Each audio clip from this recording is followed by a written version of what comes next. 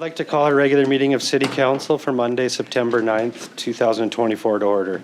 The City of Dawson Creek acknowledges that we are privileged to live and work on Treaty 8 territory in the traditional home of the Cree, Danazé, Saulteaux, Sicanee, and Slavey First Nations. We value the Métis peoples that live and gather here.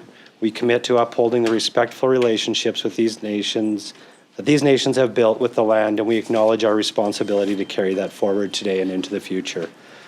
Delegations 2.1, our first delegation is we have Anna Gunsolley, President of the Rotary Club of Dawson Creek, and Fred Fatima, he's got a few titles, but past President of the Rotary Club of Dawson Creek Sunrise, in attendance regarding the proclamation to declare September 21st, 2024 as International Day of Peace. So welcome, both of you. You can come up here and I will read the proclamation out. You can just stand here if you like. So, welcome. Oh, thank you. Whereas the issue of peace embraces the deepest hopes of all peoples and remains humanity's guiding inspiration. And whereas in 1981, the United Nations proclaimed the International Day of Peace to be devoted to commemorating and strengthening the ideas of peace both within and among all nations and peoples. And whereas there is a growing support within our city for the observance of the International Day of Peace, which affirms our vision of our world at peace and fosters cooperation between individuals, organizations, and nations. Now, therefore, I do hereby proclaim September 21st, 2024 as International Day of Peace in Dawson Creek and encourage all governments, organizations, schools, places of worship, and residents in and around the surrounding community to commemorate in appropriate manner the International Day of Peace. So I think it's just, speaks volume in a world that we live in today that's got so many difficulties and challenges. It's so important that we focus on peace and what's important in life, and that's humans. We're all here together. We're all equal in this. It's just such a critical thing. If we can focus on that, life, in my eyes, would get simpler. So it's just such an important thing. And then also to have both of you here from Rotary to present this to. I think Rotary speaks volumes for what they do. Actions speak a lot louder than words, and Rotary does so much in our community that really enhances who we are as a community, and that's our people. And so congratulations on this, but also just thank you for to both of you and to all the Rotarians that contribute to making our community a better place. So thank you. Thank you. You're welcome. This. So just one thing I wanted to mention, that is Saturday is... Here, I'll just give you the mic, Fred. So, okay. Yeah. Saturday, we're having an International Day of Peace at the Peace Park, which is straight across from the library. That starts at 10:45, and it should maybe last about 45 minutes to maybe an hour. But we're inviting everyone to come on down and observe an hour of peace. Okay, thanks, Fred. And that is on the 21st. 21st. Which is Saturday. The Saturday. Okay, perfect. Awesome. Did you want to add anything? I'm good. You're good? Okay. We'll get a picture here, and here's the proclamation. So I don't know if you want me in the middle. Yep. Okay. Perfect. Thank you again. Thank you. Congratulations. Thank you very much. Thank you, Fred. All right.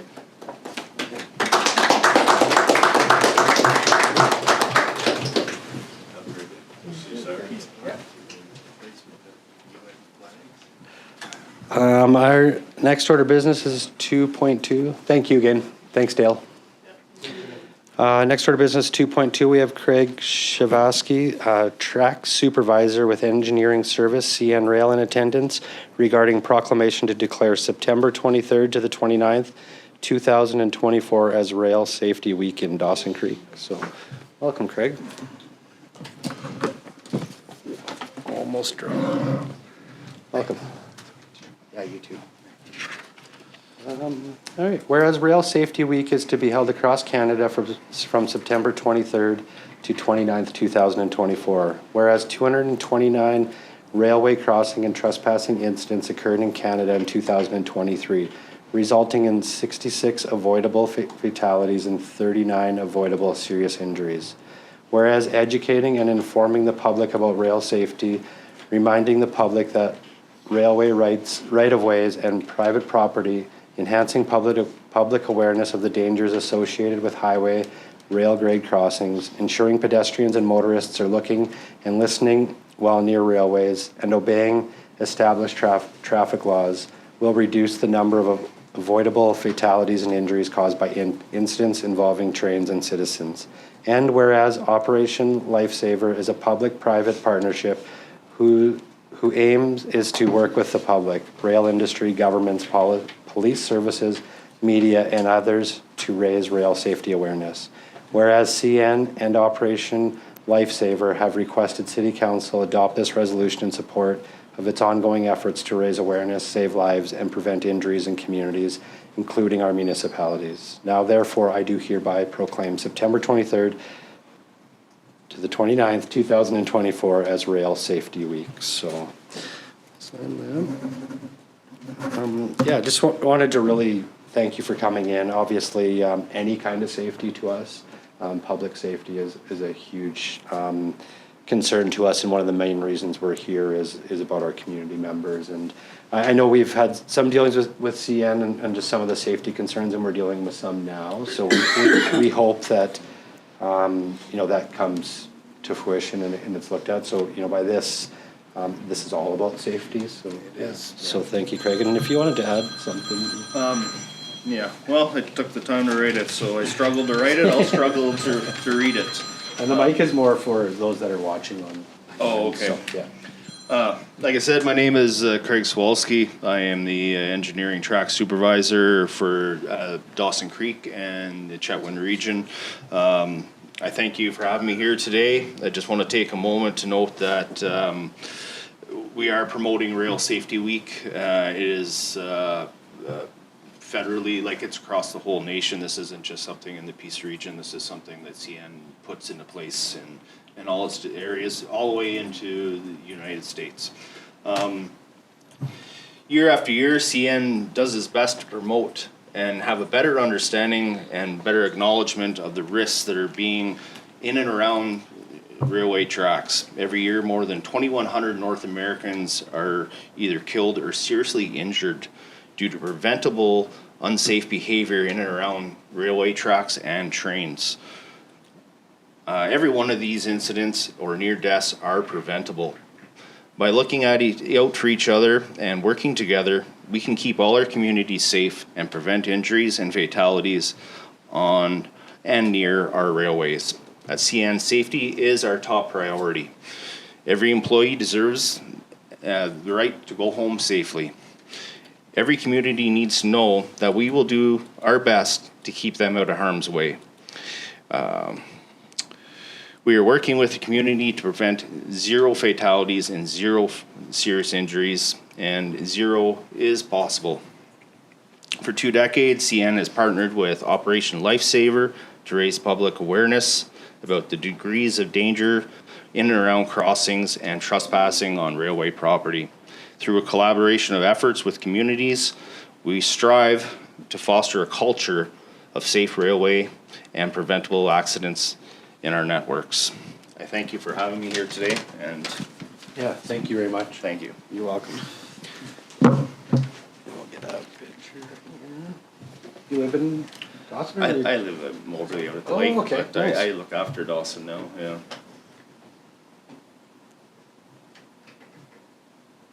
Perfect. Thank you Okay, again. You bet. You bet. Thank you. Thank you, everyone. Thank you.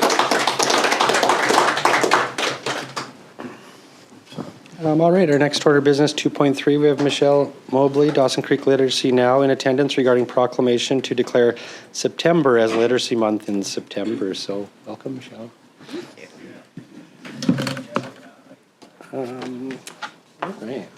Whereas literacy is key in providing opportunities for Canadians to increase their success in today's complex world, as literacy is no longer simply reading and writing, and whereas engaging children and youth in literacy programming ensures the best possible environment in which they can become lifelong learners. And whereas strong literacy skills are vital to our country's social and economic development, literacy offers everyone an opportunity to contribute to the education, growth, and prosperity of Canada and the well-being of our communities.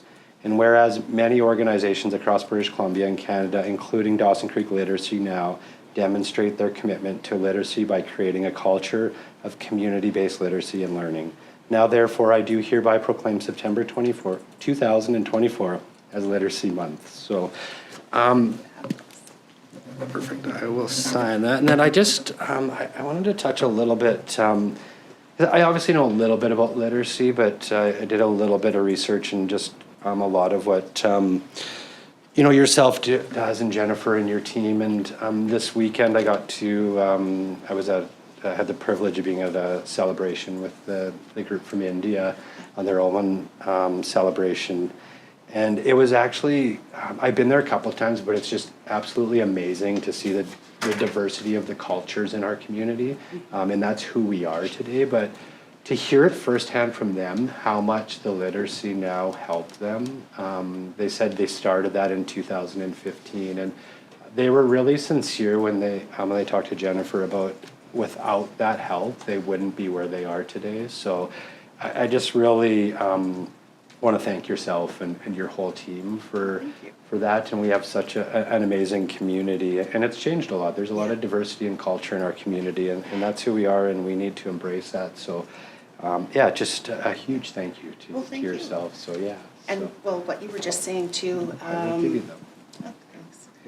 what you were just saying too sort of exemplifies the fact that literacy isn't just reading and writing, it is so much more than that, right? Yeah. It's about community, it's about civic engagement, it's about our health, how we navigate healthcare systems, how we are able to do our taxes, those everyday things, being able to calculate medication dosages.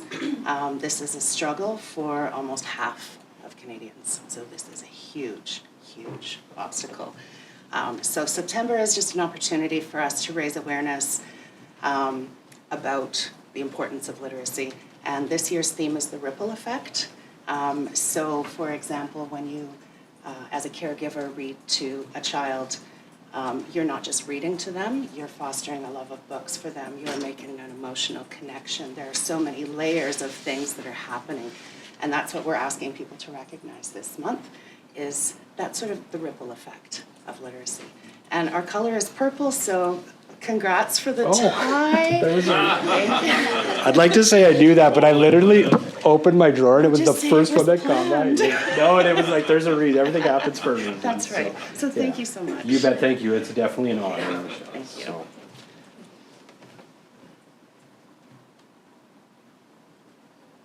Perfect. Thank you very much. Have a wonderful day. Yeah, you too. Thank you.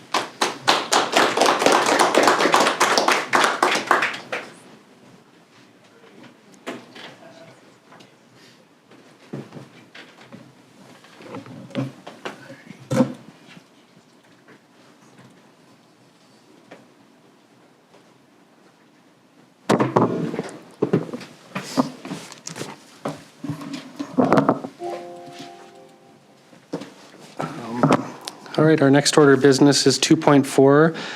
We have Israr Ahmad, Director, Integrated Product Development, PSD, Citywide Incorporated, in attendance regarding the asset management plan. So, welcome. You know the drill there. There you go. The floor is all yours. So Good morning. Thank you, welcome. everybody. Thank you for having me and giving me this opportunity to illustrate all the hard work that I've done, but primarily that staff have done as well. So a lot of work went into this. This is a really important initiative for the city. So let's get started.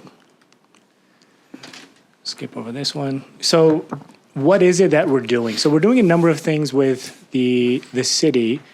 The end goal really is to advance the city's asset management program. And that's going to take shape in different ways.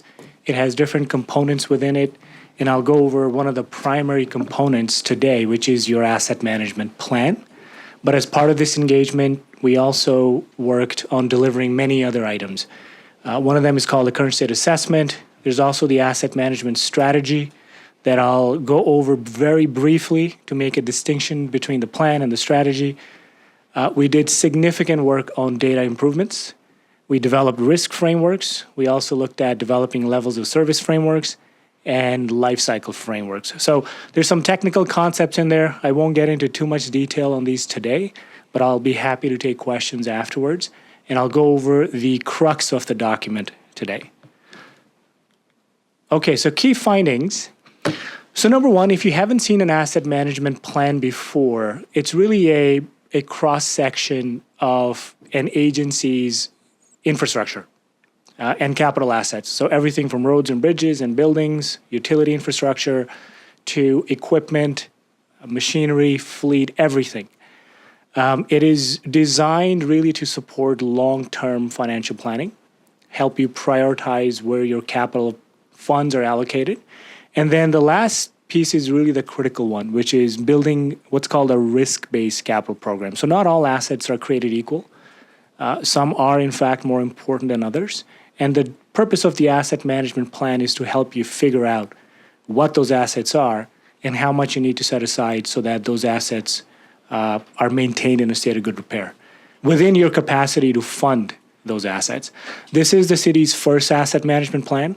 I would say that by doing the asset management plan without having to do it from some sort of a provincial or federal mandate puts you in amongst a very small group of municipalities in Canada, and as a result, a very small set of municipalities in the world. I do asset management for a living. Canada is way ahead of the rest of the developed world. There's some good case studies in Australia, US, New Zealand, but Canada is at the forefront of it. By doing that strategy piece, that phrase I've highlighted in blue, you are probably in the top 1%. If I take a conservative estimate, I would say 0.1%. There's a bit of a distinction between a strategy and a plan. The AMP is very asset focused, so it's very technical in nature.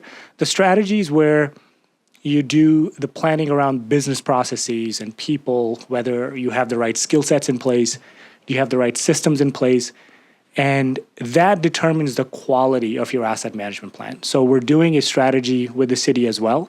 That's pending in the next few weeks.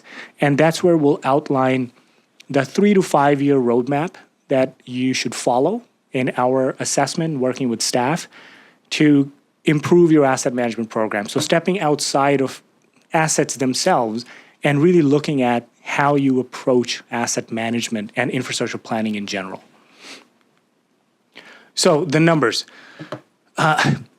When we were building the asset inventory, so just a list of all the things that the city owns, what you see there is the output of all of that effort. So after working with staff, we now have about 15,600 asset records. Now that doesn't mean that's all you own. That's what's in the inventory today after making these improvements over the last year or so. And each of those spikes there shows you the number of assets for different asset categories like buildings and facilities, water, wastewater, etc. Now, each of those 15,600 or so asset records, so just picture line items, they also have different data points that staff need to maintain and manage. If I take a sort of a conservative estimate, we usually see no less than 10 different data points for each asset record. Things like the cost of that asset, its lifespan, its condition, and many, many other attributes. But if we just take a very conservative estimate, you're going to have about 10 data points, which means staff have to manage, maintain, and verify, review about 156,000 unique data values.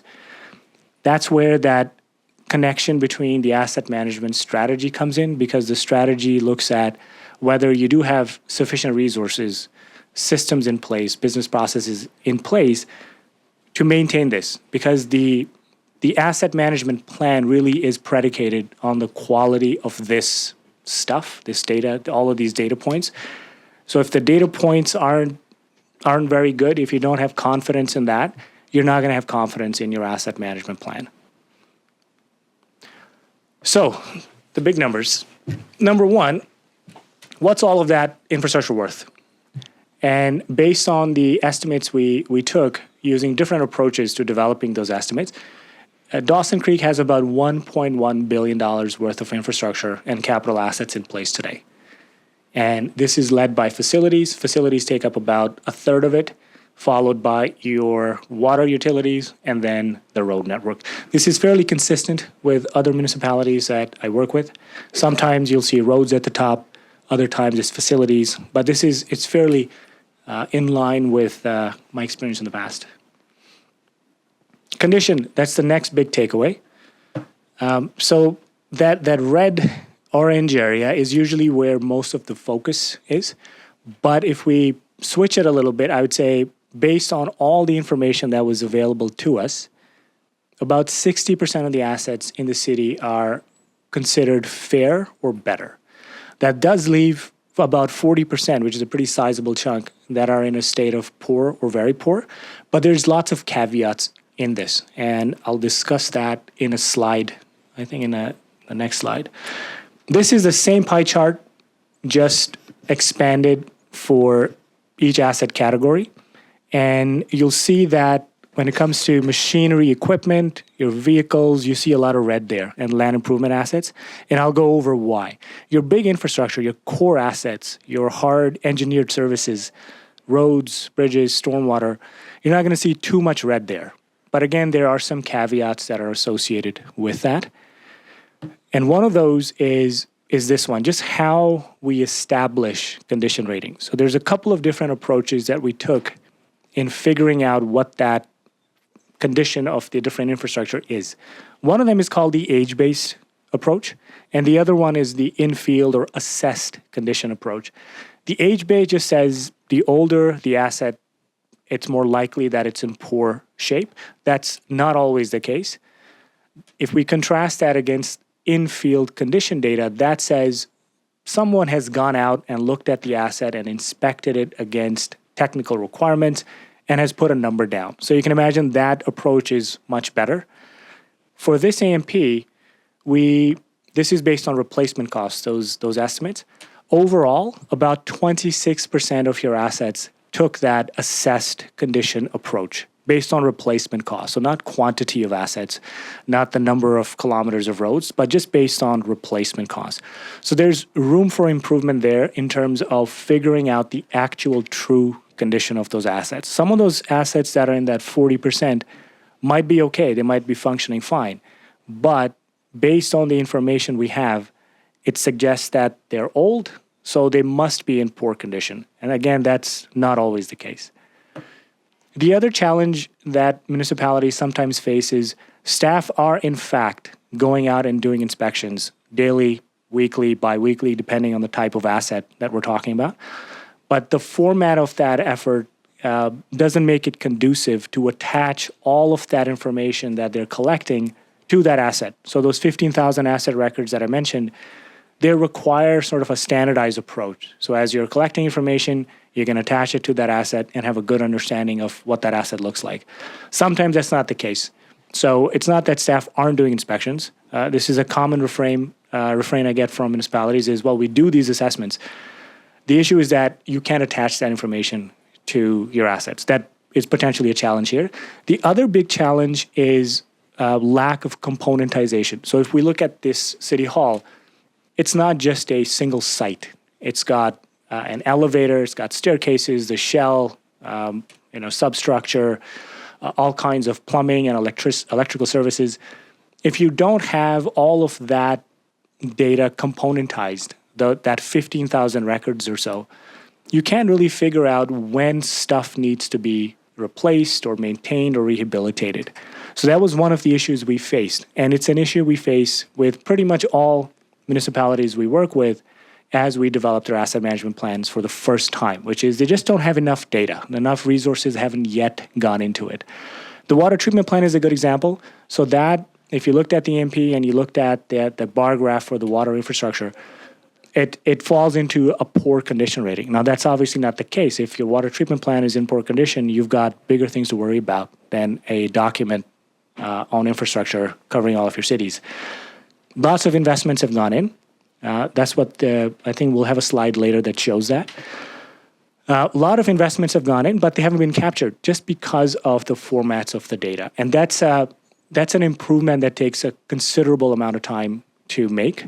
And that's the approach we're going to take as part of the strategy to figure out what's really important, what do you really need to tackle. This will be one of those recommendations, is to let's try to componentize your assets, your facilities as best as we can with the resources that you have. After the condition graph, you'll see that, as assets get old, there's only so long you can maintain them with day-to-day maintenance. They eventually do need to be replaced. Not all of them. You can continue to extend the life cycle for a very long time. But this chart here shows what those spikes look like for the replacement of that $1.1 billion worth of assets. So you've got a sort of a huge spike coming in the 50s, but the numbers are fairly high. Now that's a per decade. It's not an annual thing. I've consolidated it to illustrate replacement needs over 10-year periods. That 27.8 million, that is your annual need. It's a very scary number. I usually have people get very angry at me when I say that. I've had delegations attend. I've been yelled at when I mention that number. It's a very scary number, but remember, this is the replacement needs. You're not going to replace every single asset that's on there. The next slide, you'll see, I'll go over that. Sorry, not there. One of the challenges you'll see there is those big chunks there. So things like facilities.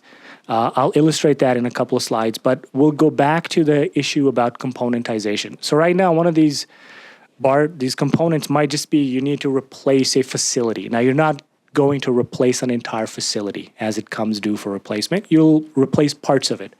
But if you don't have that data componentized, you don't know which parts you need to replace. So the system is just going to project out the total cost of your facility, basically. That's one of the challenges that we faced. So again, this is just your annual requirements to make sure that you're remaining current with your replacement needs as they come due for replacement. This is on average. Some years you're going to spend more, some years you're going to spend less, but this is your average sort of savings rate, basically. If we break that down, this chart just shows, I won't get into each individual number, but it just shows the annual requirements per asset category. And then there's a concept called reinvestment rate. So how much should you be setting aside to meet those capital needs for your infrastructure? And the industry average, even though there's no mathematical formula, I guess, that everyone's agreed to, there's some sort of consensus around what that number is. And usually it falls between 1 to about 4% of an asset's replacement cost that theoretically you should be setting aside to make sure that as things fall apart, as things get old, you are able to fund their replacements. And we'll get into the finances later, but so I wanted to take a little sidebar and just show you benchmarks from other municipalities. So in Ontario, municipalities have been doing formal standardized asset management for around 10 years. And the most recent version of that is happening just this year and last year. So we started collecting some data. This is incomplete data so far. Each of those dots is one municipality. And so far, we've gone through about 30 or so in just aggregating all the data we've got. And this slide shows their target reinvestment rate versus their actual. So the target within our sample so far is about 2.1%, which means you should be spending or setting aside 2.1% of your replacement costs on an annual basis to keep up with their replacements. In our samples so far, municipalities are allocating about 1%. So they're funding less than half, about 44%. And that's going to generate what you've heard are called infrastructure deficits. Projects being deferred, maintenance needs not being met, which then accumulate to form what's called infrastructure backlogs. So I would say most municipalities in Canada are in this situation. A lot of investments happened decades ago.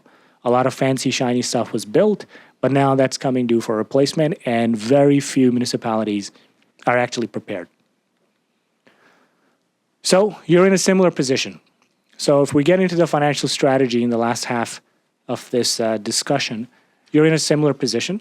What we did is we consolidated the assets into two groups. One we'll just refer to as property tax funded or PRA funded, and the other are your utilities, which are rate funded.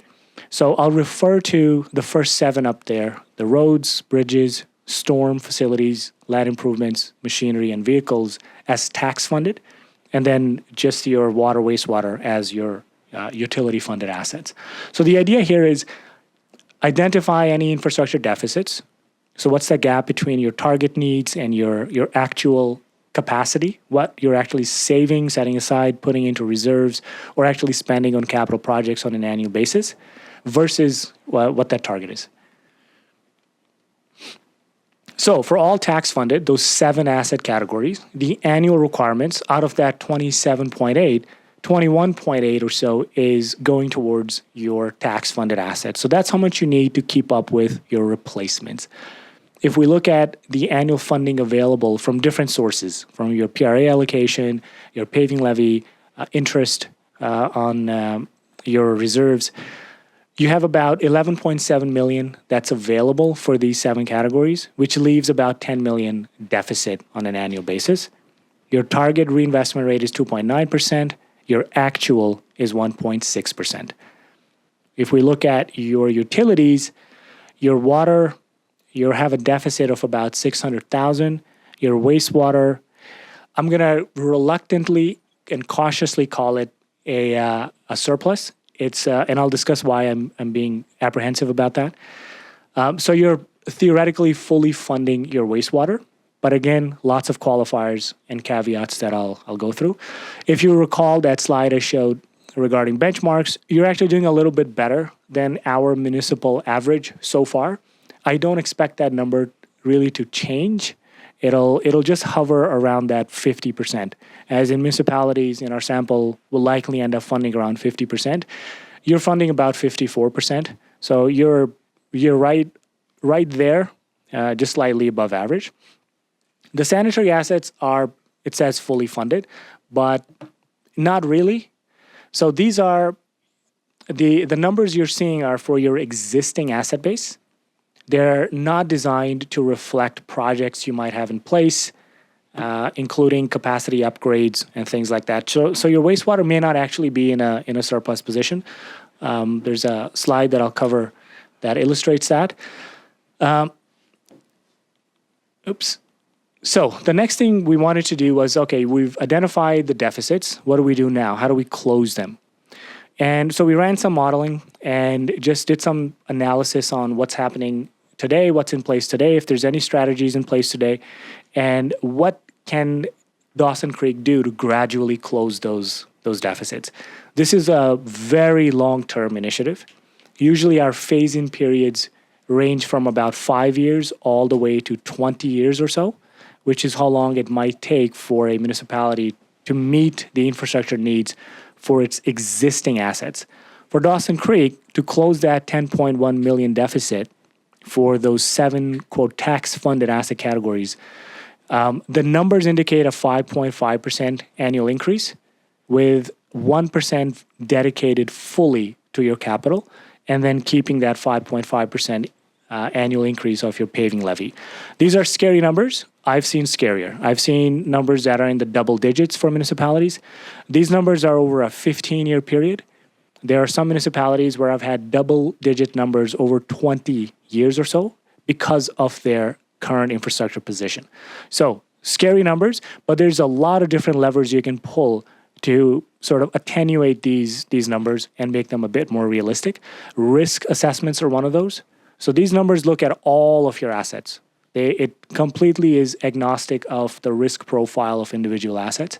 Risk is a huge component of this, but that happens on an annual basis. That's not something you can do 5 years out or 10 years out. The risk profile of your assets is going to change. So the actual increase might be less than this. We, because these are models, we did have to take some liberties with the PRA allocations, your gas tax, equipment reserves, and your interest on the capital reserves.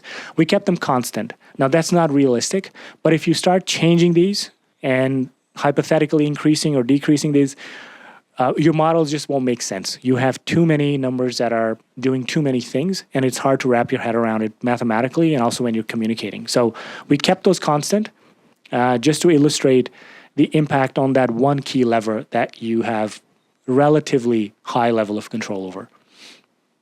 This is just an illustration. Right at the bottom there, that the darkest green area, that's that 1% that's increasing and going towards your capital. And if you apply this model, theoretically, you can close that 10 million annual deficit by 2045. For water, we recommended no changes. So there's already a strategy in place to increase infrastructure fees 2% annually. Based on our projections, I'll illustrate that on the next slide, you can close that in the next 36, so that's 12 years or so, which is pretty good. If that's your strategy today, we're not going to try to condense that phase-in period and help you meet that infrastructure faster. That's an option you have, but it likely isn't feasible. So we've kept that as is. The other option, which is way beyond the scope of this engagement, it would be completely inappropriate for me to recommend a reduction in service levels or increases in service levels. That's going to come from your constituency. But it is an option. So it's an option that municipalities take. They close down bridges, reduce operating hours for rec centers. They don't redo that tennis court or convert that into a pickleball court.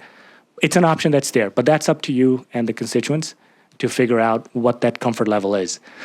But we simulated that. So we said, okay, what happens if you do reduce your annual requirements by, down to 90% rather than 100% to 75%. So the impacts will be your deficits will go down, obviously, but that means you have maybe lesser assets. You're pushing assets to their limits more than you are today, but your deficits are lesser, and the impact on constituents might be lesser, which means lower service levels, likely a higher risk profile, all sorts of things. I won't get into that. This isn't the MP, but it just shows the costs and benefits of reducing your funding level targets. Lowest impact on taxpayers if you're targeting 75% of your annual needs, but it comes with a whole host of risks. Rapid accumulation of backlogs, lower service quality, and so on. So this is outside of my jurisdiction. I would be coloring well outside the lines if I said you should reduce service levels in this category versus that. That's a discussion that needs to happen with constituents and staff, of course. I mentioned risk. So we built detailed risk models for all of your 15,620 asset records based on many different factors, condition and age, many other attributes that you have available about an asset, and we give them risk ratings. And that red box there on the right says you have about 868 assets worth about 213 million that are in the high risk category. The caveat here is that this is not just that they are high risk in the sense that they're about to fall apart. They are in that category because they're also very important. So that's risk is that combination of the likelihood that the asset's going to fall or fall apart or fail, but also how important it is to your community for many different dimensions, economics, financial, social importance. So the red doesn't mean bad. That's an important thing I wanted to mention. But this is how you can kind of hone in on where to spend your money on an annual basis, rather than just doing a blanket increase for all assets. So last couple of sections here. So key limitations we faced. I've discussed a couple of them, but the first one is that this reflects only your current asset base, not your future. So if you're doing upgrades to different systems, you're expanding services, the AMP is not going to reflect that. It's only going to reflect your current 15,620 asset records. Componentization, we've gone over. This is a critical step, next step I think that you should take.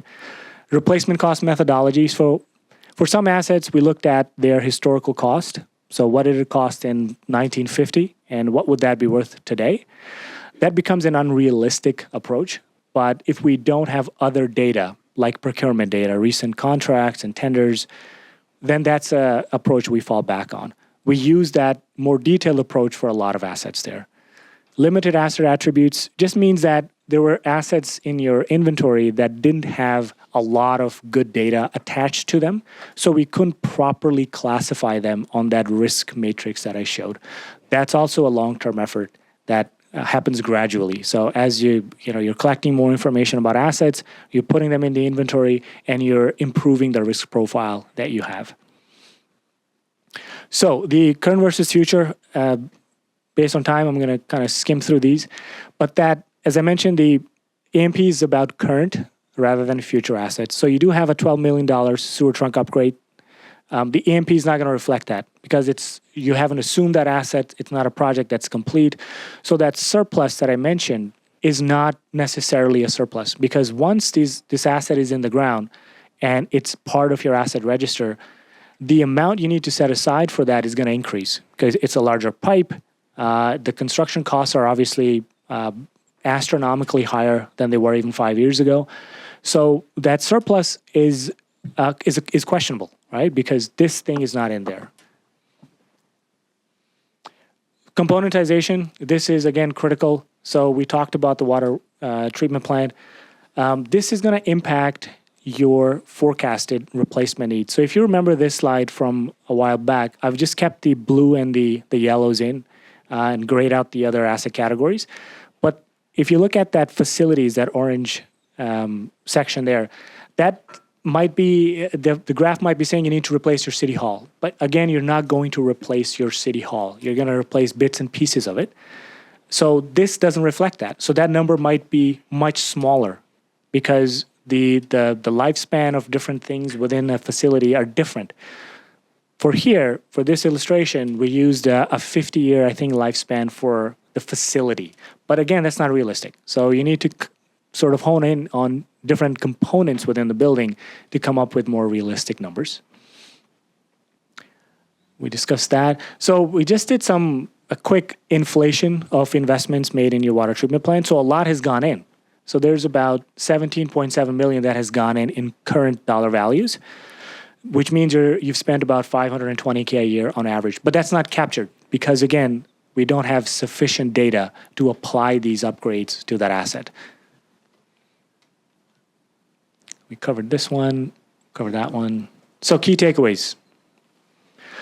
Number one, again, this is a critical step for municipalities, but it's really proactive of the city to be doing it without being sort of mandated by Big Brother to do it. This is really, I can't emphasize that enough.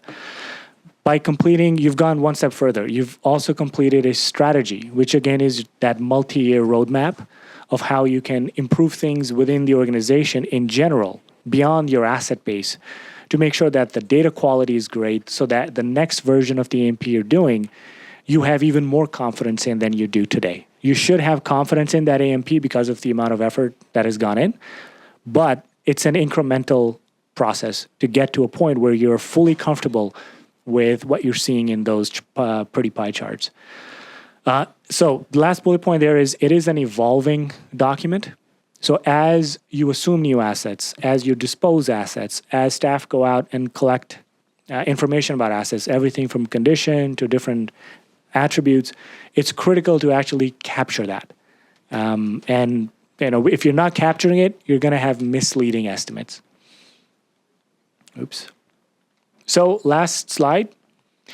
Continue to make inventory improvements.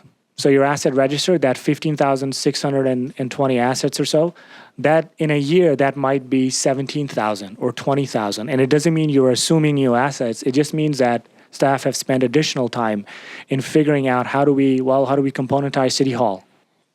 So that's a critical piece. Update your replacement cost. Unpooling assets is sort of an accounting term, but sometimes we group assets together because it's easy to report on, but it makes asset management a bit difficult. So if we peel out the assets, your asset management plan will be in a better shape. Lifecycle program, I work with Stacy on figuring out detailed lifecycle activities that should be undertaken as part of your lifecycle programming. It's a very strong list. It's an incredible reference. Not all of those activities are being implemented, but if we pick out some of the more important ones and apply those, you'll be in good shape. Last couple bullet points, refine risk models. So as you collect more information, apply that to the inventory so that that risk matrix that I illustrated earlier becomes better and better. And then lastly, that discussion on levels of service before implementing your financial strategy. So it's a huge step. Numbers are scary, as they have been for municipalities that have taken asset management in a formalized way. The first few iterations of EMPs are very difficult to absorb and apply, but it's an incremental process.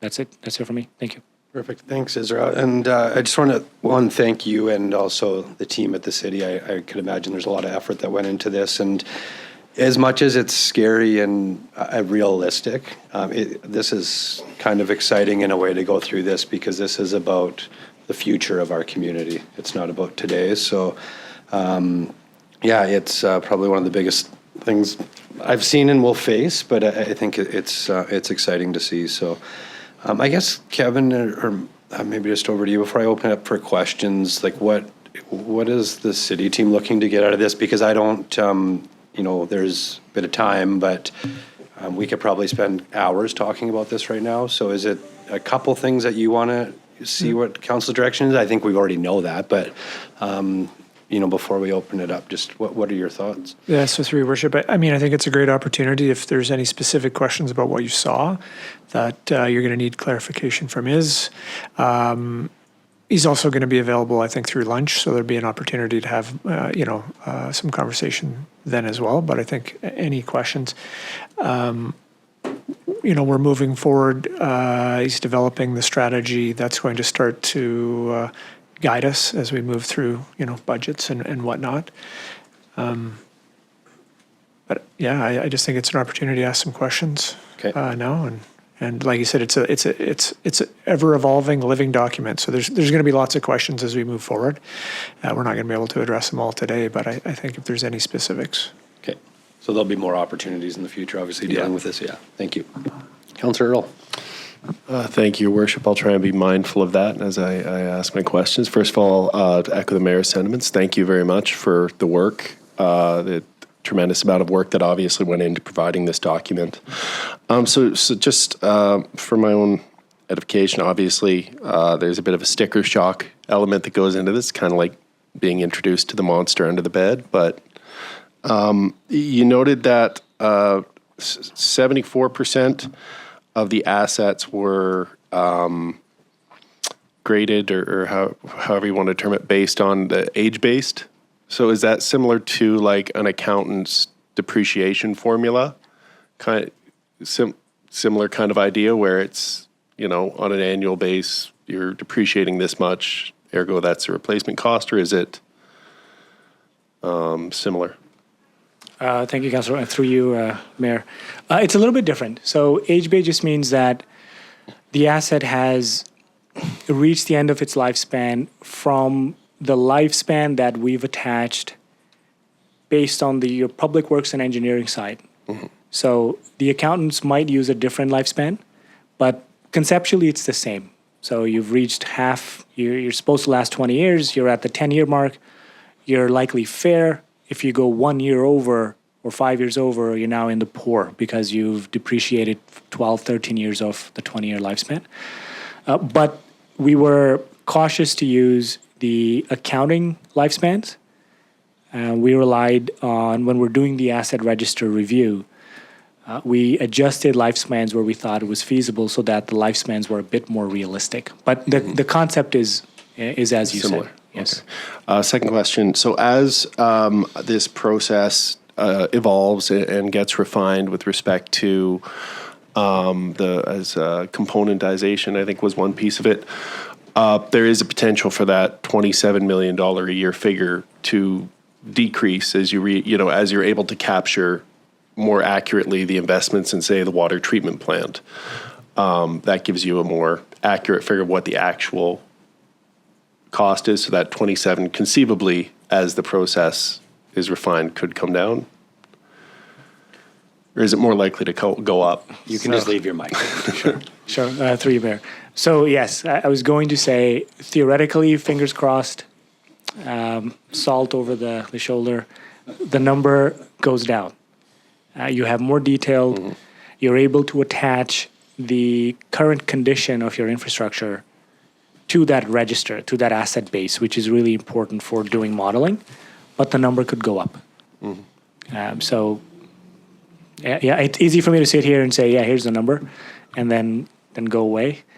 I don't envy your positions, by the way. You've got to deal with constituents. And Well, I blame Devin so for most there you of go. it. So. But yes, the numbers, we usually do see numbers go down. The other approach that we recommend is, this is a personal approach that I have, and I hope I'm not taking too much time. The country I'm from, when I left 30 years ago, our service levels are sort of binary. Do we have water? Or don't. Or do we have roads? We don't think about manicured boulevards and pretty trees. That's something I've seen here. Mm-hmm. So the other approach is to stretch the lifespan of your assets. To me, if constituents are just riding that line in the middle where no one's really happy and no one's really angry or totally unhappy, that to me is the sweet spot. So that's another approach.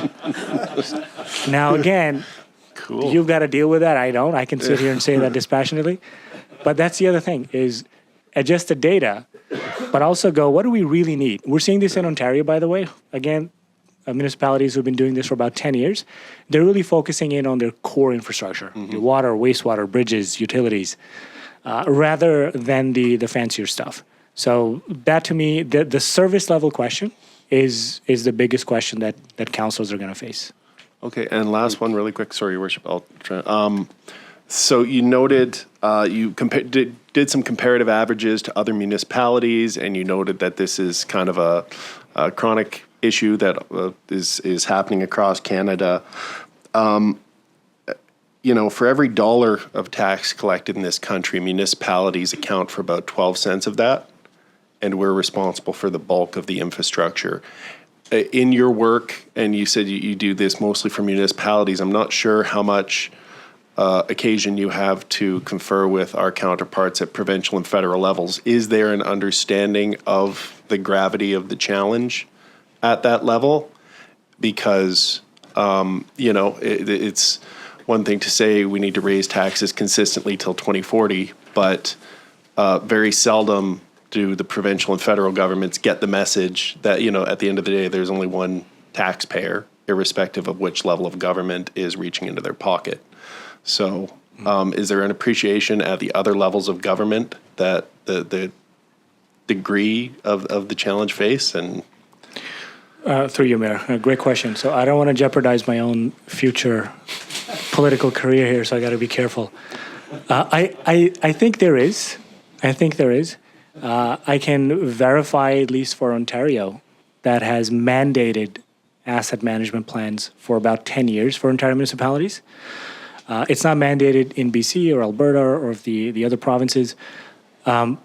Provincial governments do have funding programs. I can't say if they're sufficient. I'll give you a number in the benchmarking that I mentioned earlier. Around 30% or so of the funding that municipalities use for infrastructure comes from things like the gas tax and other provincial programs. So I think there's some evidence there that they recognize that this is not a task that can be overcome by municipalities singularly. I think there's other funding streams that need to be available. Whether they should be available is a different question. So I'm going, let's check your service levels and then go from there and discuss affordability. Cool. Thank you. Thank you, Councillor Earl. Tab, I'm just curious. I feel like this could be going for a bit, and we have public hearing, plus we have 3 others that we'd like to try to get through before it. And I understand you're here through lunch. Is it possible, or would it make sense if council's in agreeance to this, to pause this and come back in after the public hearing to invite Is back to have more questions and open dialogue? It's important, but I'm assuming everybody on this side's probably got questions, so I'm just wondering what your thoughts are. Through your worship, it's up to you and council whether you want to continue to go. You have until 10:30 for the public hearing, so.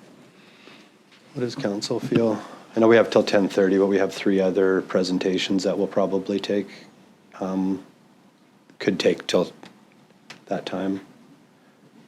Do you want to continue to ask a couple questions, or do you want to invite Is back after our public hearing and we can spend a bit more time? Anybody?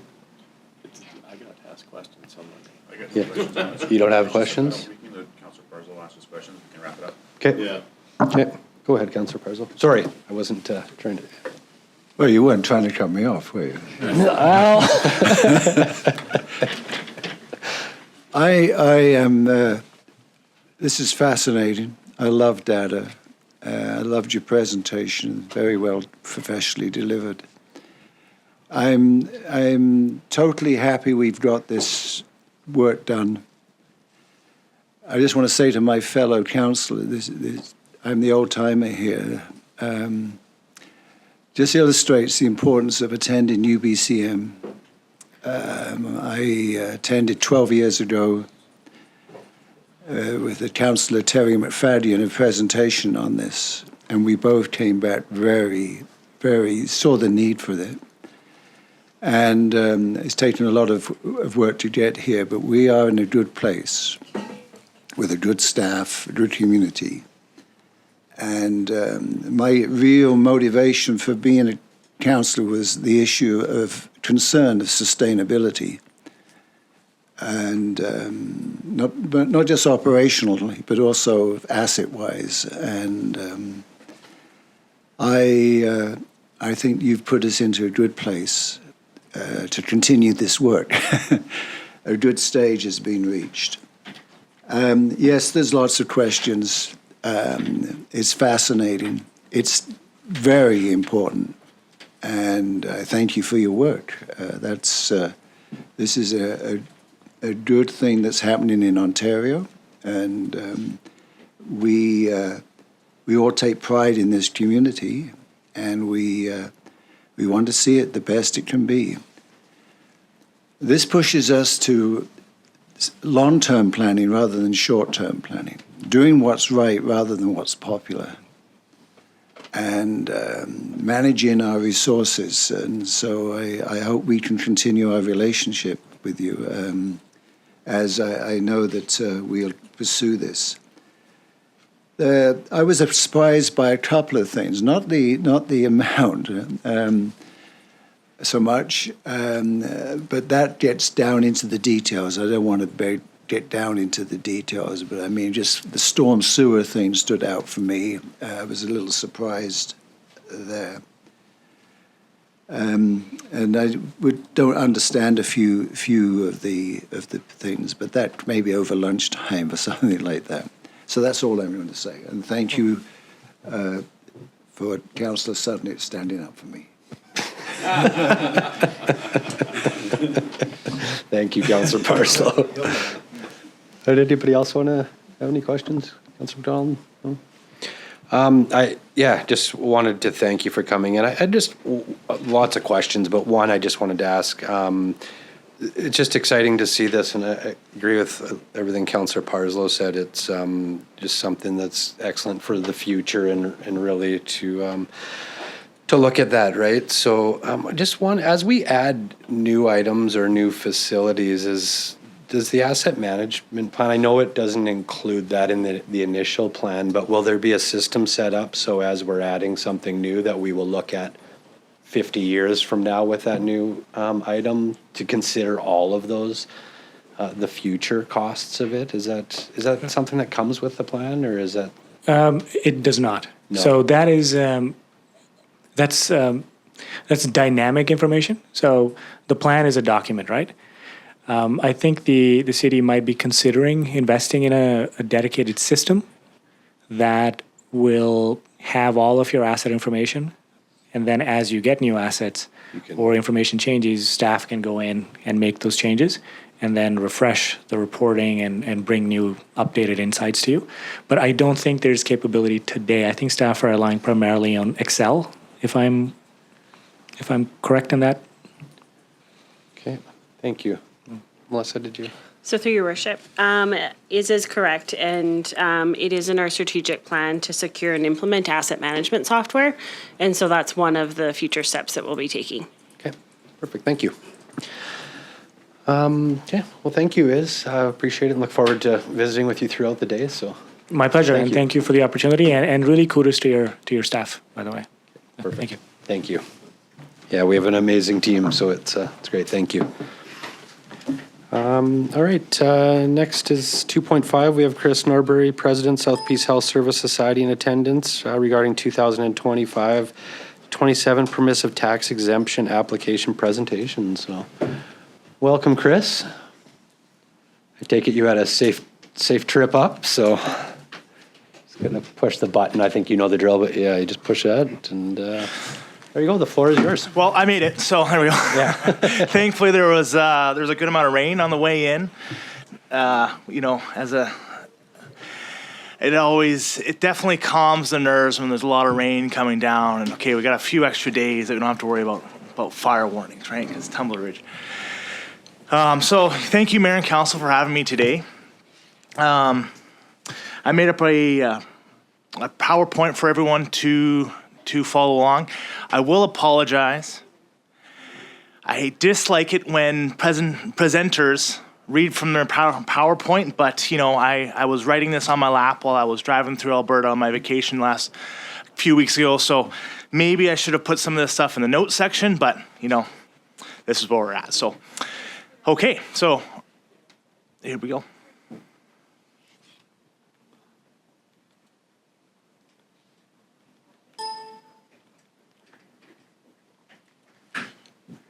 There we go.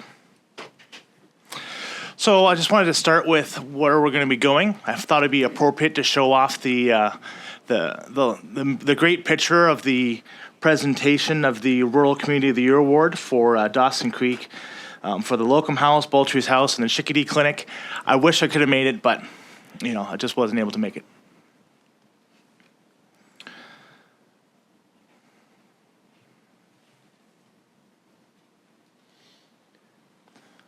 I've used these before, I promise.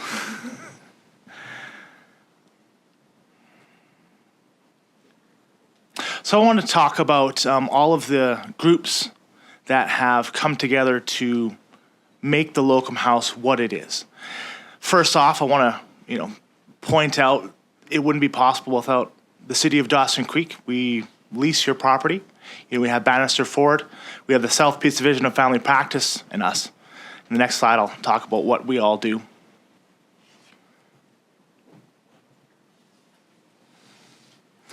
So Bannister Ford lends vehicles to the incoming locums that they can use while they're in Dawson Creek. The South Peace Division of Family Practice manages the bookings for us, and they don't notify us when the locums are leaving. And then what we do at the South Peace Society is that we manage the snow clearing, the glass cutting, we pay for all the utilities, internet, power, heat, and then we send in a cleaner after they're done, and we do some minor fixes of the property while we're there. And like little things that pop up, like the blinds get broken, or we're looking for a manual automatic door opener for the garage, little things like that, nothing major. So I want to talk about how we've been filling the house. In speaking with the South Peace Division of Family Practice, they're getting to the point where it's being used so much that they're having to turn doctors away, which is unfortunate. It's a great location, but we only have one bedroom in that property, so that's all we're able to accommodate.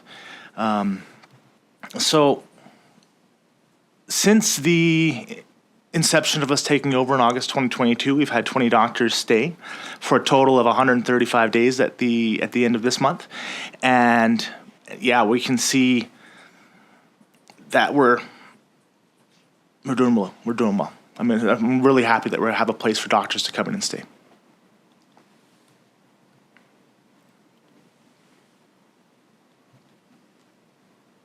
I just wanted to show a little bit about the costs that we incur while maintaining this property. Yard maintenance, utilities, telephone, custodial, stuff like that. So I wanted to get into why we're asking for a property tax exemption. So we just received the final year of our grant from the regional district. We don't have any long-term funding for the Locum House. We have long-term funding for the Boltry's House. We have funding this year for the Boltry's House. Long term, we'll have to see what federal government we get in October. But so our funding opportunities are uncertain, so we definitely want to maintain all of the assets that we operate and own. And we want to maintain flexibility for funding to be used to help healthcare recruitment and retention opportunities in Dawson Creek.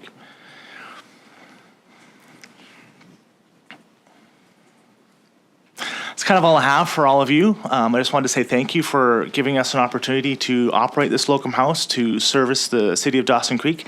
I know that when I was in hospital 6 months ago, I definitely was grateful for having the doctors that were able to help me with my medical condition. I'm sure everyone is feeling the same.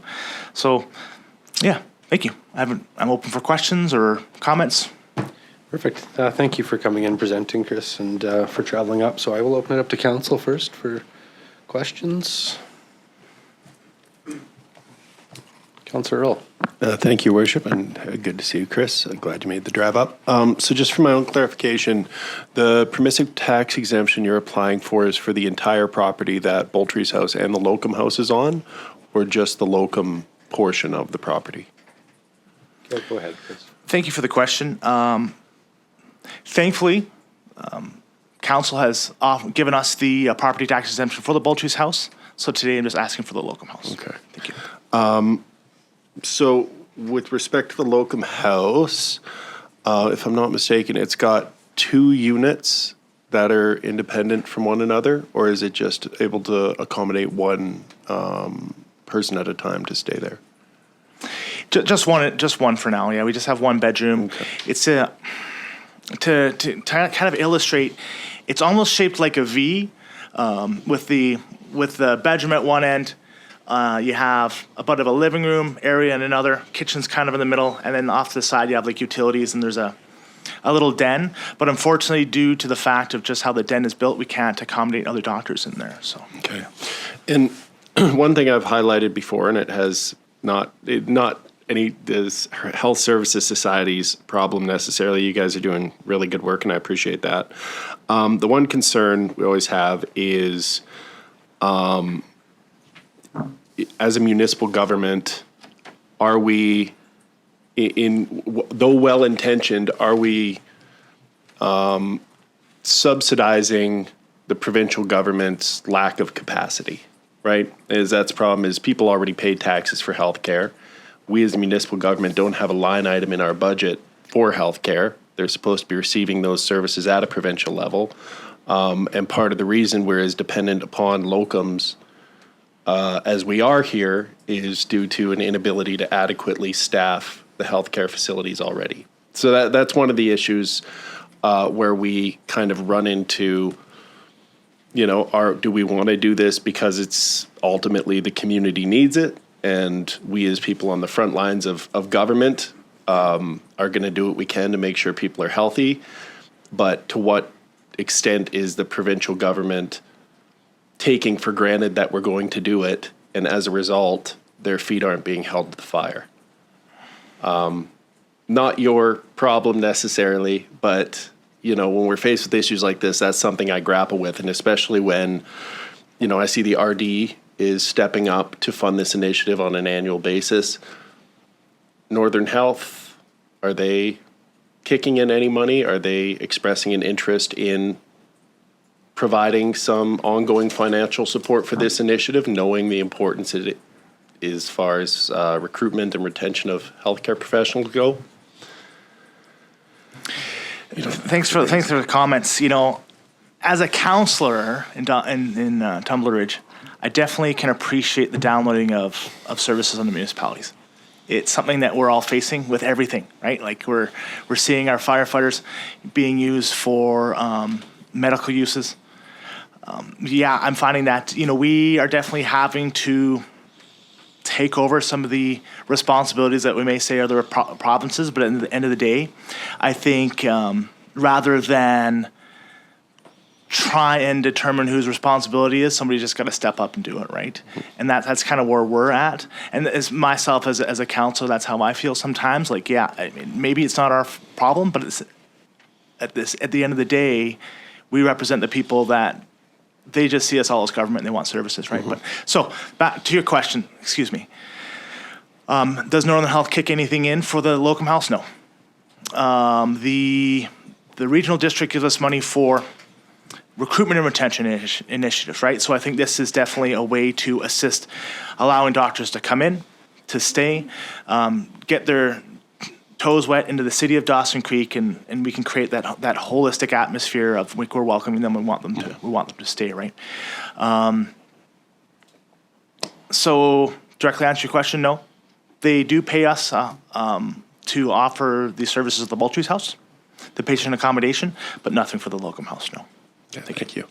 Thank you, Councillor Earl. Any other questions? No. Councillor McDonald? Sorry, thank you, Your Worship. What other type of fundraising does the group do? Trying to raise funds to achieve these ongoing and growing costs that you guys are occurring, other than Bannister and ourselves and that? Thanks for the question. We currently, so on the Moultrie's house property, we have a carriage house that we rent to Northern Health. So they rent that from us. So we do have a regular amount of funding coming in from that.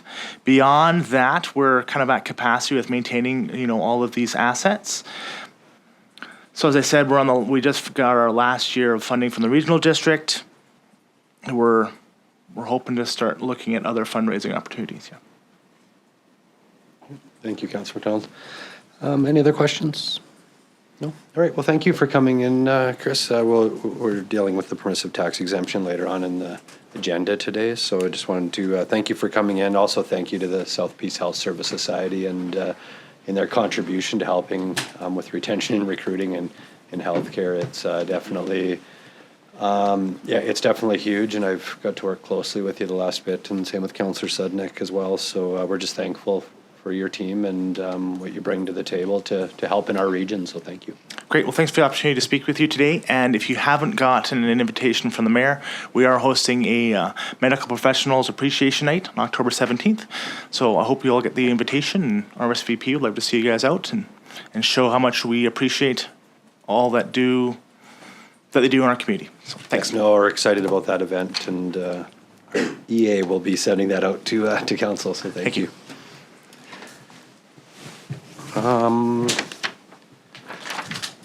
All right, myself, and I'll maybe speak for Councillor McDonald if he's all right. We both have a conflict on this next one, so I'm just going to hand the mic over to Acting Mayor Campbell.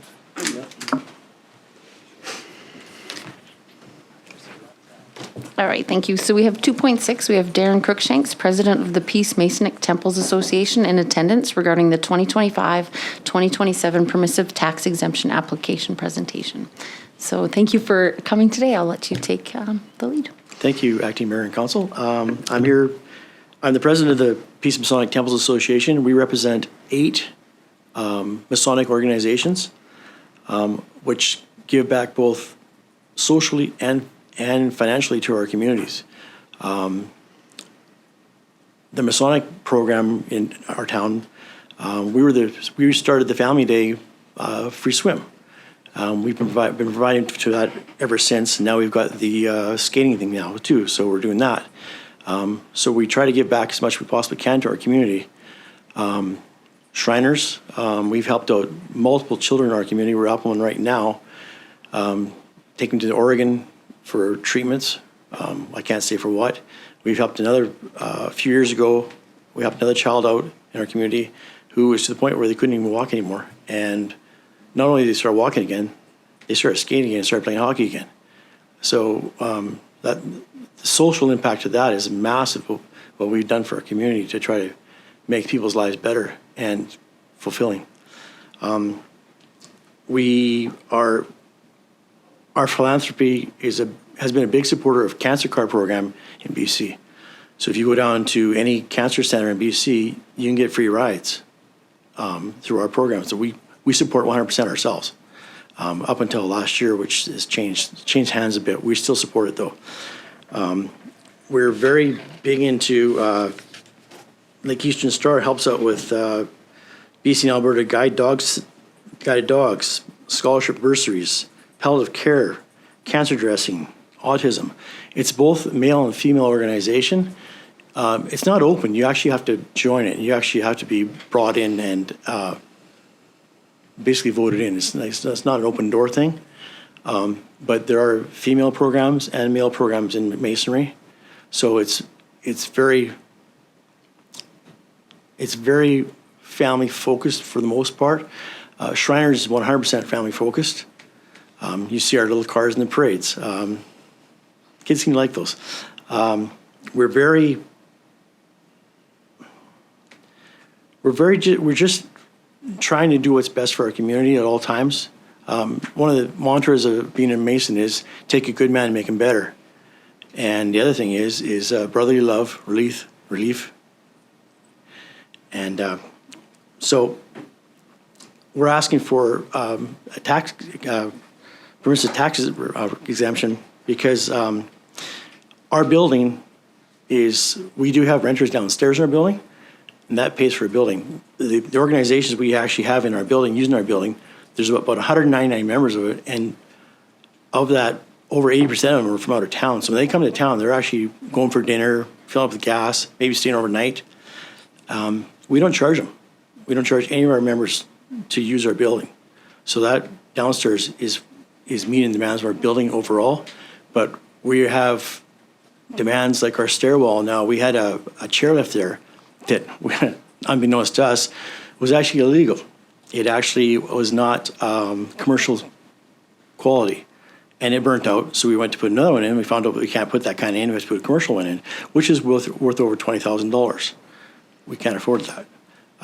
Plus, you have to maintain it every year because it's now a commercial unit. We can't afford that. So we're looking at ways to try to make ourselves more streamlined and continue the support for our community like we've been doing in the past. Any questions or anything? Thank you. I appreciate, for myself, actually, just getting more of understanding. Councillor Earl? I can't turn it on.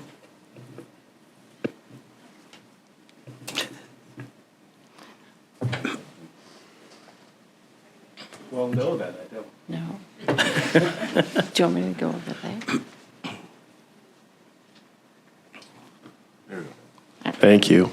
Thank you for coming in, Darren. So just to be clear,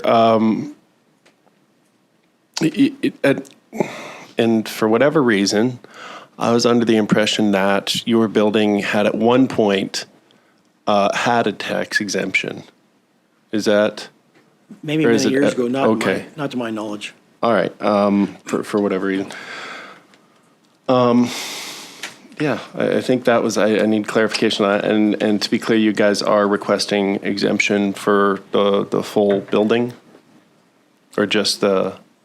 A percentage of our building. I don't think we can take tax exemption for our downstairs. Okay, It is yeah. commercial. I was going to say that upstairs might is the be part we're talking about. challenge. Yes. But, okay, no, thank you for the clarification. That makes sense. And yeah, thank you for the work you guys do. I don't, I like to imagine what the Masons get up to based on a Simpsons episode I saw as a child. So I don't want to know too much detail because that's more fun for me, but I appreciate the work you guys do. Another thing about our building too, just I don't know if you guys know this or not, but that building, which Masonic organization built for the city, in the city, was actually the first location of the very first liquor store in Dawson Creek. So there you go, we're giving back. Come back to bite us ever. Perfect. Thank you. If council doesn't have any other questions, thank you so much for coming in.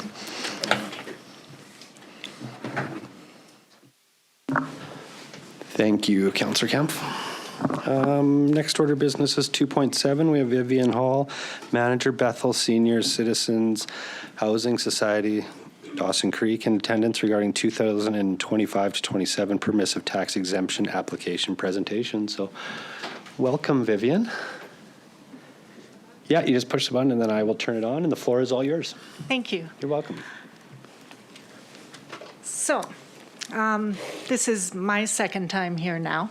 I was here back in 2021, so I'm going to try again. I wrote a very long application. Our building is Heritage Heights Apartments. I don't know how many of you are familiar with it. We're on 17th Street. It is ran by Bethel Senior Citizens Housing Society. We're a nonprofit charity. We have 41 units, 33 which are one bedroom, and 8 which are 2 bedroom. So we are a 55 plus building. What we are finding now is that we have people living in our building for years. There's nowhere for them to go. We put in grab bars, we put in walk-in showers when we can afford them. We go above and beyond to try to house our people. We keep our rent as low as we possibly can, which is why I'm here, because everything is going up except our rent. Our income is based on, our rent income is based on what the residential tenancy says we can raise our rents. So unless somebody moves in, we have no fluctuation in rent. We can't do anything about it. So it is getting tough. Our expenses have significant. Excuse me, I'm nervous. I don't like this stuff. I wrote up a speech and thought, well, I'll read it. And then I thought, no, because then I'll lose my spot and be totally messed up. So I'm just going to ad-lib it. So our building opened up in 1981. The property was donated by Bethel Church. We opened on a funding agreement with BC Housing. So there was that agreement. So we've never had any kind of an exemption from the city, to my awareness. I've been involved off and on since about 2008 with the building. We paid out the funding agreement with BC Housing in 2017, so we've been operating it on our own since then, and nobody's given us money. We don't have, we fall into this spot where we're not supported housing. We don't have nursing care, but we've got all kinds of people in our building who really could use supports, and so we try to give them to them. There was a sheet that I emailed in that showed the ages of some of our tenants, and I don't know if you've got it, but we have 20 tenants over the age of 80 in our building. So that's it. That's off the application, same thing. We put in grab bars. We put in all of the toilets when we redo them are the raised toilets. If we can afford to put in a shower, we do that. If we can afford to put in low cabinets that have the drawers rather than the doors, because I have trouble getting down on my knees to get into some of my cabinets. So the seniors are really struggling. So everything we can do to keep them safe and independent at home is what we do. We have, let me see what else is on my notes. We have an activity room, we have a quilting room, we have a workshop that they can all use. We've got raised garden beds, we've got outdoor spots for people to sit in. We're a community of seniors. Our main, when somebody comes in and applies to move into our building, one of the main things we look at is their income.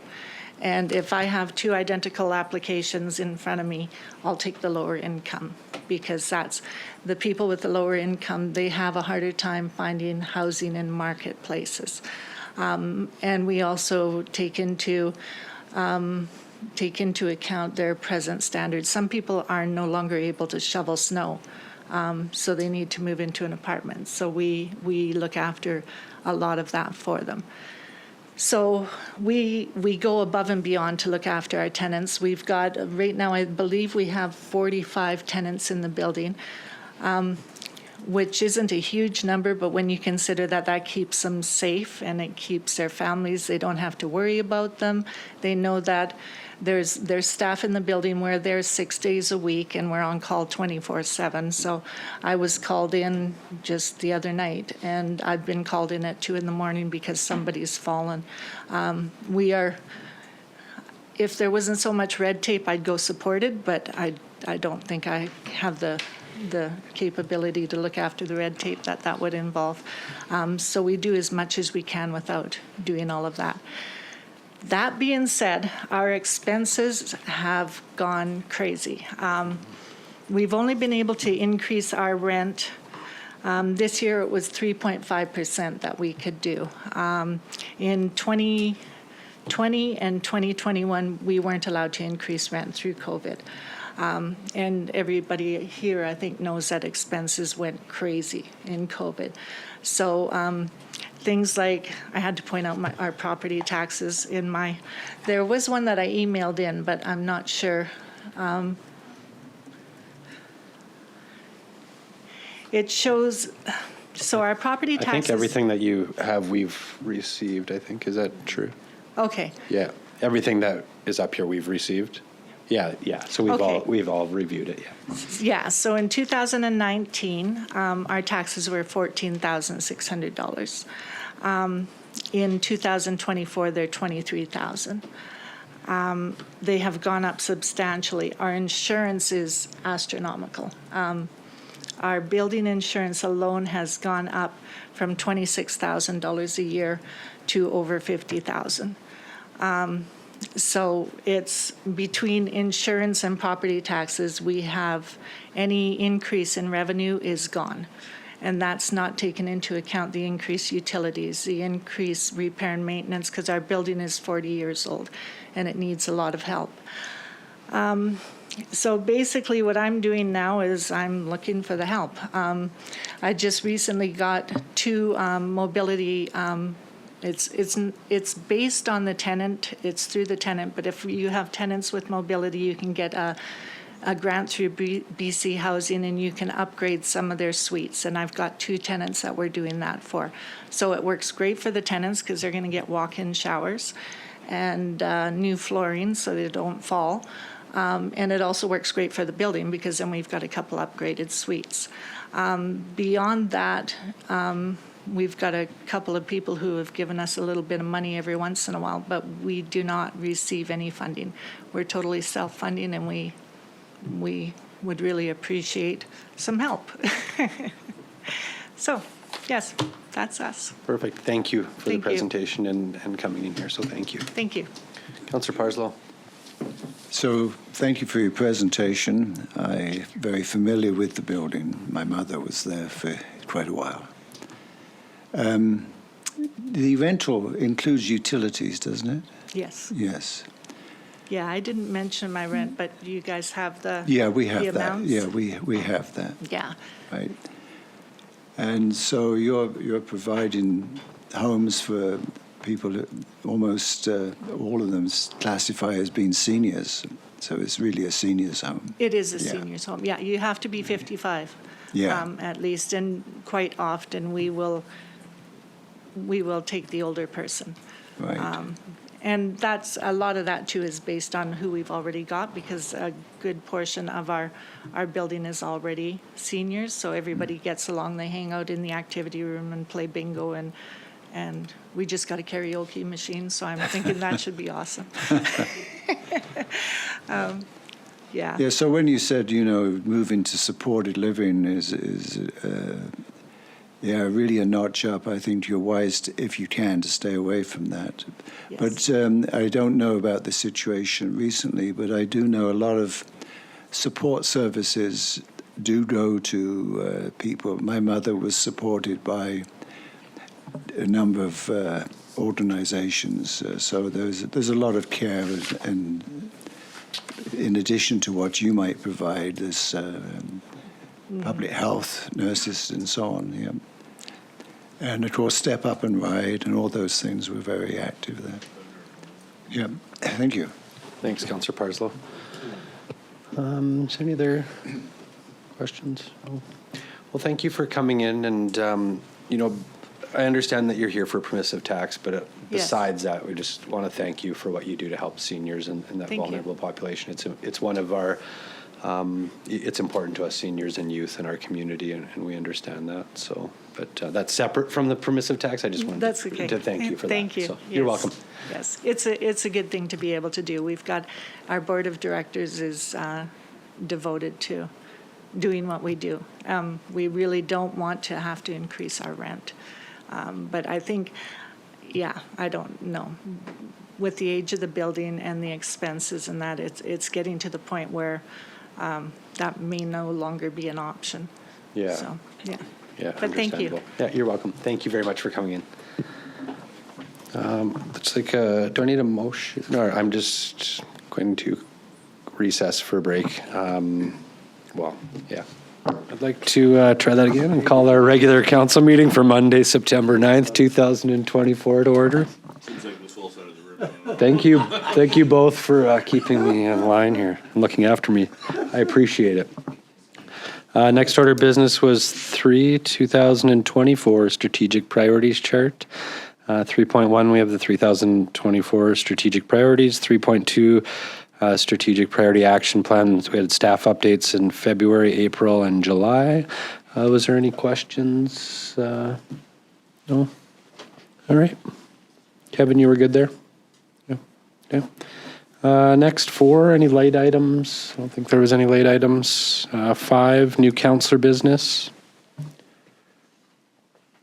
Anybody? Yeah. See that? Oh, sorry, I didn't see that, Councillor Parslow.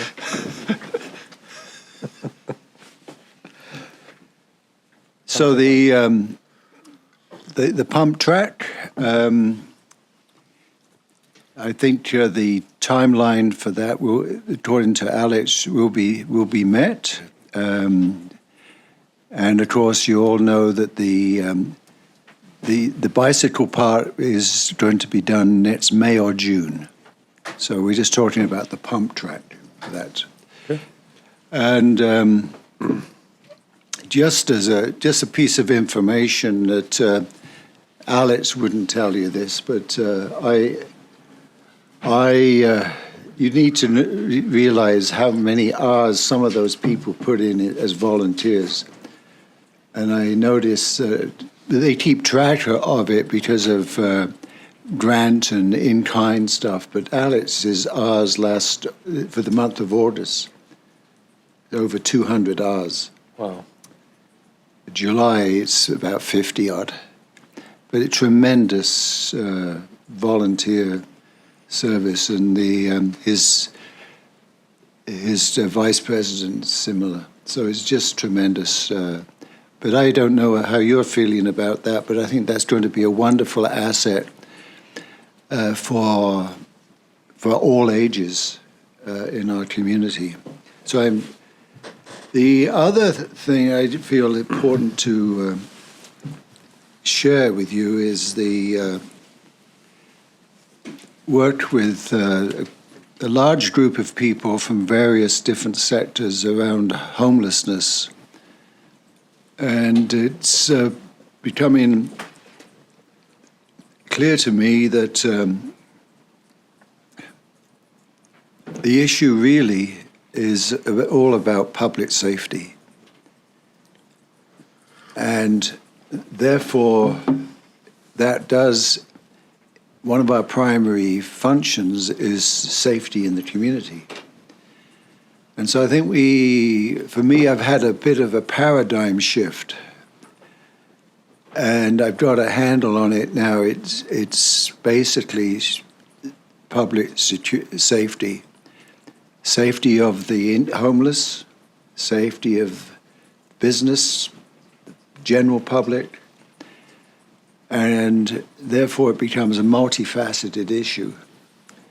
And so I just want to offer that to you as you think about it, because I've been working hard to say, well, much of this is downloaded because the provincial government, and maybe in some instances as it relates to housing, the federal government, have not come up to the plate, have not provided the adequate health services, etc., etc. Mm-hmm. And that we as a community are faced with the problems caused by a downloading of other governments.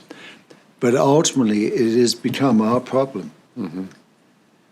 And we need to we'll need to talk about it. But what's happening right now is the group are working on some planning. They're getting increasingly anxious about the upcoming winter And so there's going to be a presentation which I've said is late October. I'm hoping they'll have something ready so you know where they're at, and we can talk as in a coherent way after we've had that presentation. And so I'll advise staff and yourself where we're at closer to the last meeting in October. Okay. Thank you, Councillor Parslow. The other thing I have requested, and if you keep on requesting, maybe it will happen. But I really do feel the need, which was primed when I attended the King Charles III medal presentations in Fort St. John. I was invited by one of the recipients to attend. And one of the recipients, not the one that invited me, but another person, Mrs. Serreris, the MLA for the North Peace was extolling her work in support of the art community. And he talked extensively about the art hub in Fort St. John. And so I'm asking, pleading if we can have in camera sometime in the month of October, and I can't make the first council meeting in October, I'm away, a discussion around the lease with KPAC. I've asked a couple of times if we can do that. And I think it's important that I think Councillor will be able to share some things, and I have a few things I need to share. It says that we need to look at the lease. Okay?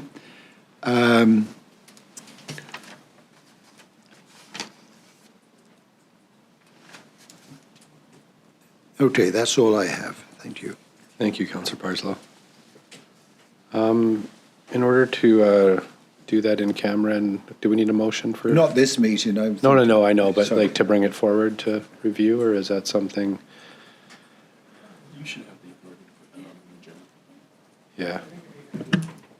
Yeah. Yeah. Council wants to, as a whole. Through your worship, I think if council as a whole wants to have that discussion, I think it's important. Then I think a motion, and then for the second meeting in October. Okay, would I'll be make good. that motion that now that we, for the second meeting in October, of an in-camera meeting on the KPAC lease. Seconded, Councillor Kempf. I will call that motion to vote. Oh. Okay, all in favor? It's carried. Councillor Earl.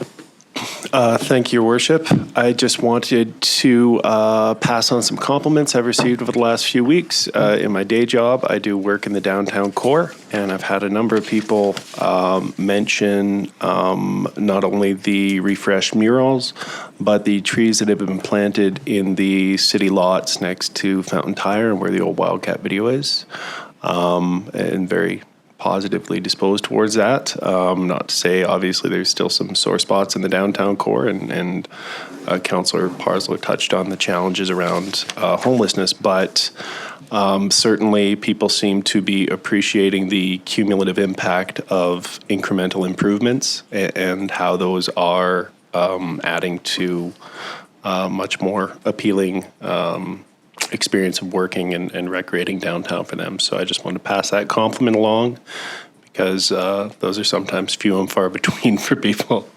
Thank you. Thanks, Councillor Earl. Any other Councillor Business?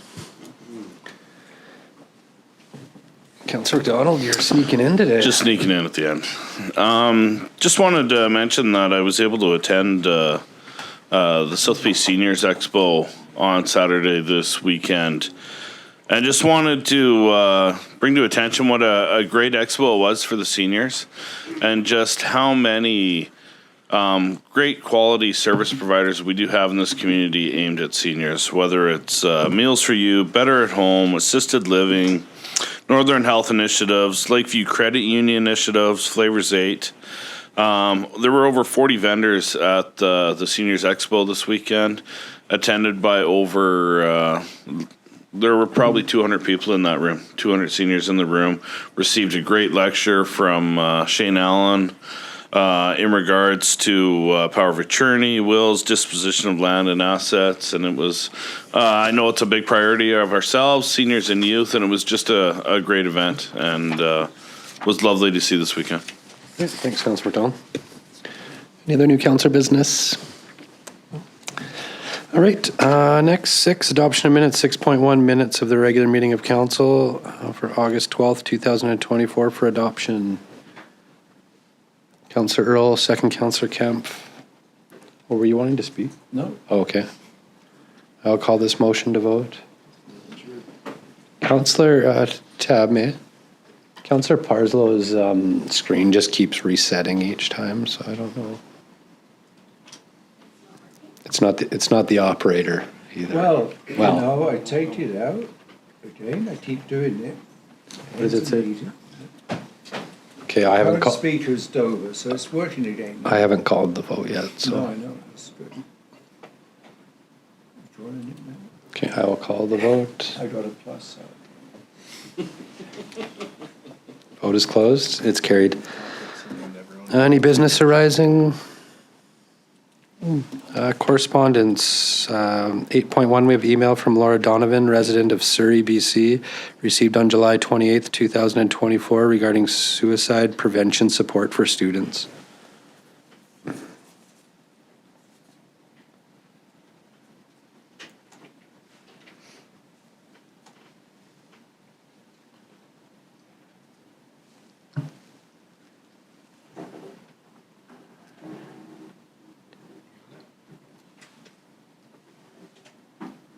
Okay, Councillor Earl, thank you.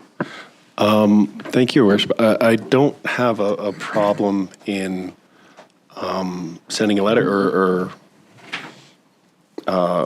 echoing the sentiments expressed in here. As far as I'm aware, we do have, I mean, I'm familiar with my time in dealing with NCLGA and UBCM. There's a number of similarly worded expressions of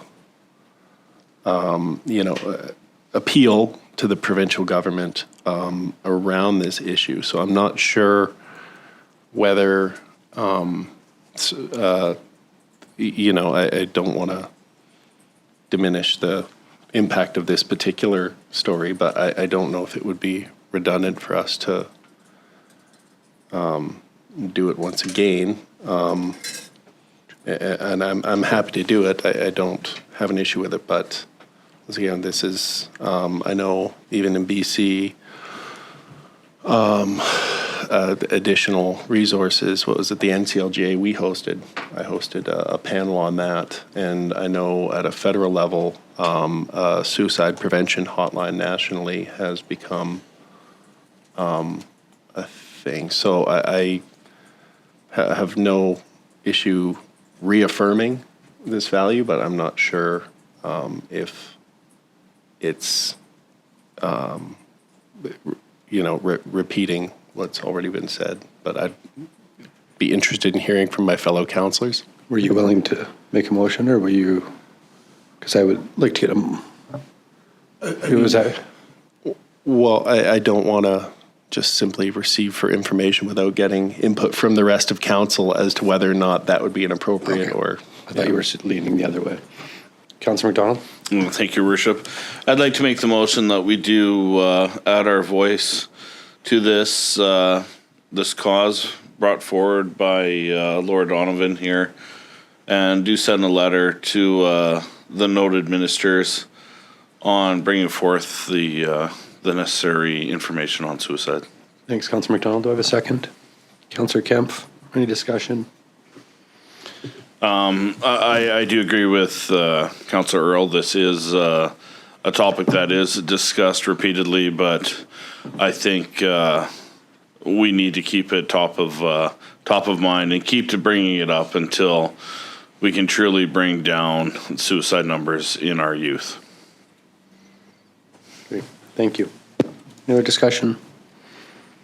I will call this motion to vote. Vote is closed. It's carried. Next, 8.2, we have a letter from Dale Campbell and Brad Shipton, Rotary Clubs of Dawson Creek, received on August 6, 2024, regarding International Day of Peace commemorative service. Councillor Parslow. I move the permission for the Rotary Clubs of Dawson Creek to hold a commemorative service open to the public at the Peace Park at 10:30 to 1 on the 21st of September 2024, and that the mayor or his designate attend and share their views on establishing international peace. Thanks, Councillor Parslow. Do I have a second? Councillor Kemp, any discussion? I will call this motion to vote. Vote is closed. It's carried. Next, 8.3, we have email from BC Natural Resource Forum, August 13th, 2024, regarding sponsorship opportunities for BC Natural Resource Forum, January 14th to 16th, 2025 in Prince George.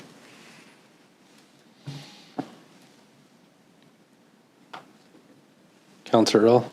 I'll move that we receive for information. Thank you, Councillor Earl. Do I have a second? Councillor Kemp, any discussion on receiving for information? All right, I'll call this motion to vote.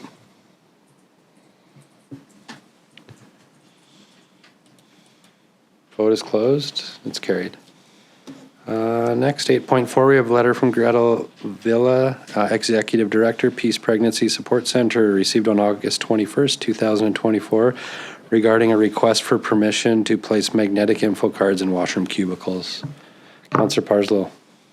Move that the Peace Pregnancy Support Centre be given permission to place informational magnets on the doors of washroom cubicles in public venues across the city. Thank you, Councillor Parslow. Do I have a second? Councillor Sudnick, any discussion? No, I'll call this motion to vote. Vote is closed. It's carried.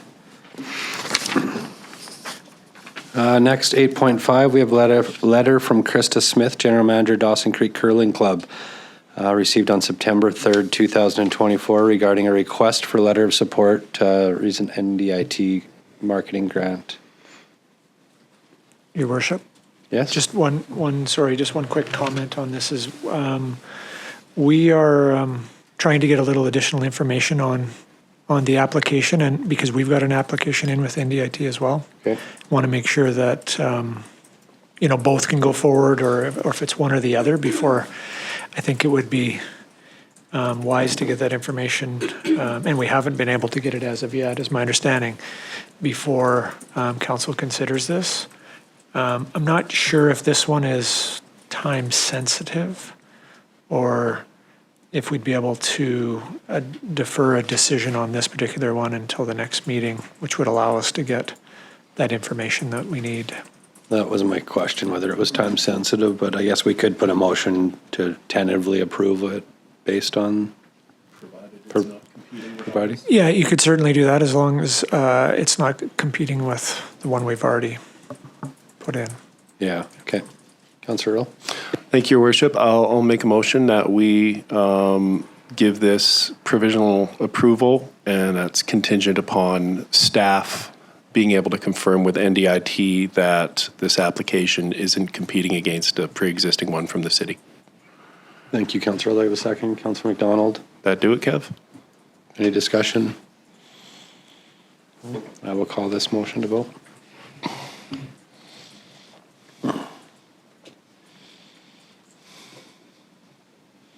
Vote is closed. It's carried. Next, 9 reports. We have 9.1, report number 24-103 from the Deputy Corporate Officer regarding flag policy amendment, public comments. Councillor Earl. Thank you, Your Worship. I'll move the recommendation that report number 24-103 from the Deputy Corporate Officer regarding flag policy amendment, public comments be received for information. Thank you, Councillor. I'll have a second. Councillor Kemp, any discussion? No? I will call this motion to vote.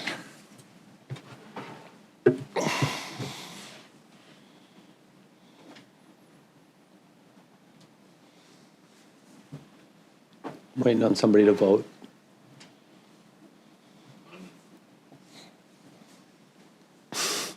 Waiting for myself. The vote is closed. So to keep myself on my toes every once in a while. Yeah. Oh, all right. Next, 9.2 report number 24-109 from the Tourism Emergency and Climate Readiness Manager regarding year-round field house trial period. Councillor Parslow. I'd move the report number 24-109 for the Tourism Emergency and Climate Readiness Manager. The year-round fieldhouse trial period be received. Further, the Council directs staff to move forward with a plan and budget for a one-year trial for a fieldhouse by installing ice in a Vintive Event Centre for the 2025-26 season and installing the sports flooring in the Kin Arena from May 2025 to August 2026. Further, the Council directs staff to prepare a summary report by June of 2026 to assess whether the field house should be considered as a permanent solution. Thank you, Councillor Parslow. Do I have a second? Councillor Sudnick. Well, you can speak to this. Yes, you may. Well, first is a slight word of explanation. I see that Chelsea now carries the title Tourism Emergency and Climate Readiness Manager. How come a person with that title is writing this particular one? Is it because of a shortage of staff, a position yet to be filled, or what is it? Through your worship, that's correct. I was anticipating that question. We are down a recreation manager, so that's Chelsea's been kind enough to juggle a few areas of the department. Another title to her. Thank goodness we have Chelsea. Yeah. So I am totally excited that we will possibly have a field house. The flooring does need a permanent home, even though when we purchased it, I was expecting it to be a sort of a bit of a mobile thing, but after I think it was the last meeting when we talked about the fact that this needs to have a permanent place. This will enable a whole bunch of things which Chelsea has outlined, but it excites me because it embraces so many of the sports that so many of our immigrants focus on, and will be a great asset that we can build on. The only concern is that this is sort of why the caution? We know that Ovintiv can readily put ice in. I know, and maybe the rest of the council know, that there will need to be, regardless of this, a new ice making machine in the next few years. So that's not. So why the caution?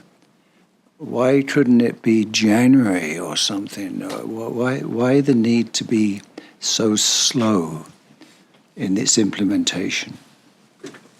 Go ahead, Ryan. Through your worship. So this is actually sooner than your strategic priorities in terms of that staff out, in terms of that time frame. So it's sooner for that time frame. But the other aspect is that the Kin Arena will have ice in through till mid-March sometime. We have to take the ice out. There's probably going to be some minor upgrades that need to be done. We'll probably need to, for the short term, if it's this trial period, to shutter the ice plant in and put nitrogen in the line, lines. So there will be some work to ensure that the asset of the ice plant and the floor and stuff are taken care of for the short or long term. But also just again, some potential upgrades like lighting will probably need to be enhanced within the facility. So there will be that time frame that will need to happen from the end of March-ish through to when we get do those upgrades to put the floor in and start the programming. So why couldn't, the need for 2 ice services is a given, right? Mm-hmm. So I'm just wondering, all that stuff you said, which I acknowledge and I accept completely, couldn't that happen this fall? So we could have ice, not put ice in necessarily, get rid of the ice when we have ice at the Preventive Centre? And We don't have the memorial. Well, I think part of that is. oh, Yeah, The memorial. you're adding a complication. I forgot all about the Kin is the primary rink Yes, right now. that's right. Ovintiv is acting as a buffer for the month of October while we go through the Memorial Plaid replacement, and then Right. Memorial will come online, and then Ovintiv will come out, and that provides us the additional opportunity, staffing, budgeting, et cetera, to get in front of you to ensure that you have the entire picture prior to pulling the trigger. Yeah, okay. But anyway, I'm totally excited about this. Thank you. Thanks, Councillor Parslow. Councillor Earl? Yeah, no, I think it's great. I know, demographics change, the demands of the community change, the face of the community changes, the technology changes, and we try and be as responsive and adaptive to that as possible with respect to the kind of quality of life we can provide. I hope this is a step in the right direction. I'm always apprehensive about, anytime you make, and this is a very substantive change to how recreation will be done in the city of Dawson Creek, and finding out what the cost implications are and what the logistics of that are. And then also, sometimes there's a difference between what people say they want and what they actually use. So I appreciate the caution that staff is proceeding with, and I look forward to seeing the end result. Thank you. Thanks, Councillor Earl. I just had a question. I did talk to Ryan earlier about this. I'm completely in favor of this, and I think it's, that's really just listening to the community. It's, it's needed and the community wants this. My only thing on this is the cost. So there's going to be a cost increase to do this clearly. So say that is this giving approval for this, or is this coming to budget in October, and then we can, so at that point, when it comes to budget, and say it comes in at a significant increase and we decide not to, is this already committed? So through your worship, you always have that opportunity to change paths. What we're doing here is, approving it in principle. You like the concept.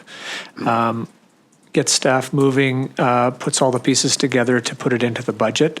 Council has obviously final approval of the budget. So if there's something in there that they don't like, then that's the opportunity to change, whether that's go away from it completely or look at if there's ways to alter it. So yeah, you will have that. So between now and budget, the only amount really that's going to be spent is just some staff time going through it and what this cost is going to look like and more of that. There's no. Okay, thank you. All right, any other discussion? No? All right, I'll call this motion to vote.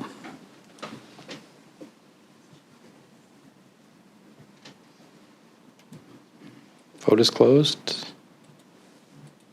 And it's carried. Next order of business, 9.3, we have report number 24-111 from the Communications and Engagement Manager regarding facility naming Kin Park Multi-Use Sports Court. Councillor McDonald. Your Worship, I'd like to move the report number 24-111 from the Communications and Engagement Manager regarding facility naming Kin Park Multi-Use Sports Courts be received. Further, the council approved the name Creekside Courts for the new multi-use sports court facility located at 9th Street and 110th Avenue. Thank you, Councillor McDonald. Have a second, Councillor Kempf. Discussion? I'll just want to thank the team for coming up with the name, but also to include all parties in this to really make it a collaborative facility. So good job.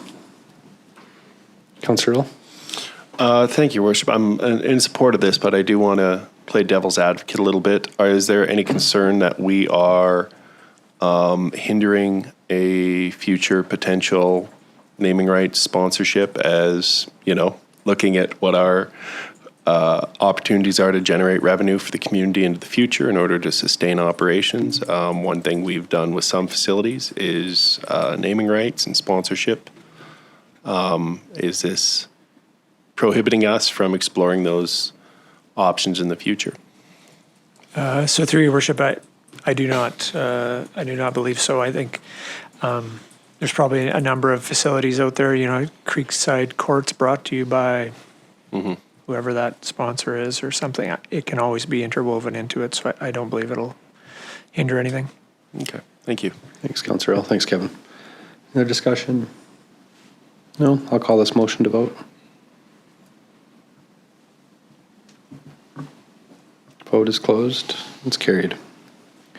Next, 9.4, we have report number 24-112 from the Chief Financial Officer regarding 2025 to 2027 permissive tax exemption finalizing participants. So I think on this one, from what I understand, we'll read the recommendation and then deal with each one individually. Councillor McDonald and myself will leave for the last one. So somebody would like to make a recommendation on the first one?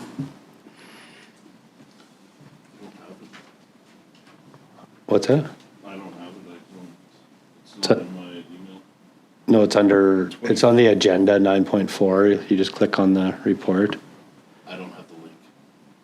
It's on my agenda. Oh, one sec.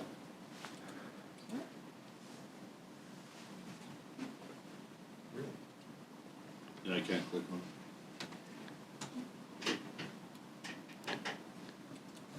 it. Somebody else like to read it? I can read that. Can you push that again, Councillor Parslow? Can you push your button, please? Yeah, you turned it off. That report number 24-112 from the Chief Financial Officer, read 2025-27, permissive tax exemption finalizing participants be received for discussion. And then read the first one? Oh, the Bethel Senior Citizens Housing Society. Sorry, just one sec. Okay, do I have a second? Councillor Kemp. I will call this motion to vote.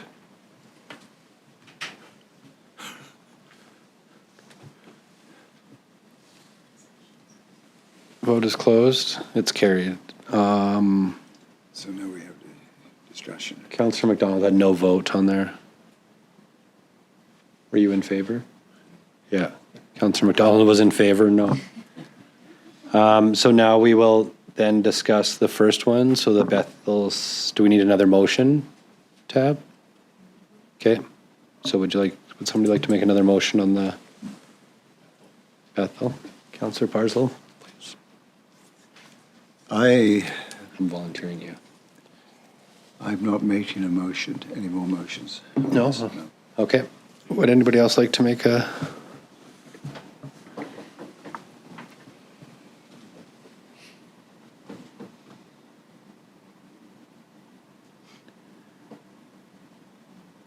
Would we like some discussion on the first one before there's a motion? Okay. Anybody like to discuss the first one? Councillor Earl. So just for clarification, based off the delegations presentation, this organization applied for an exemption previously and was denied?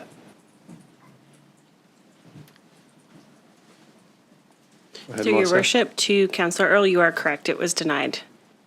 Okay. In the previous, or the last time they applied. Okay.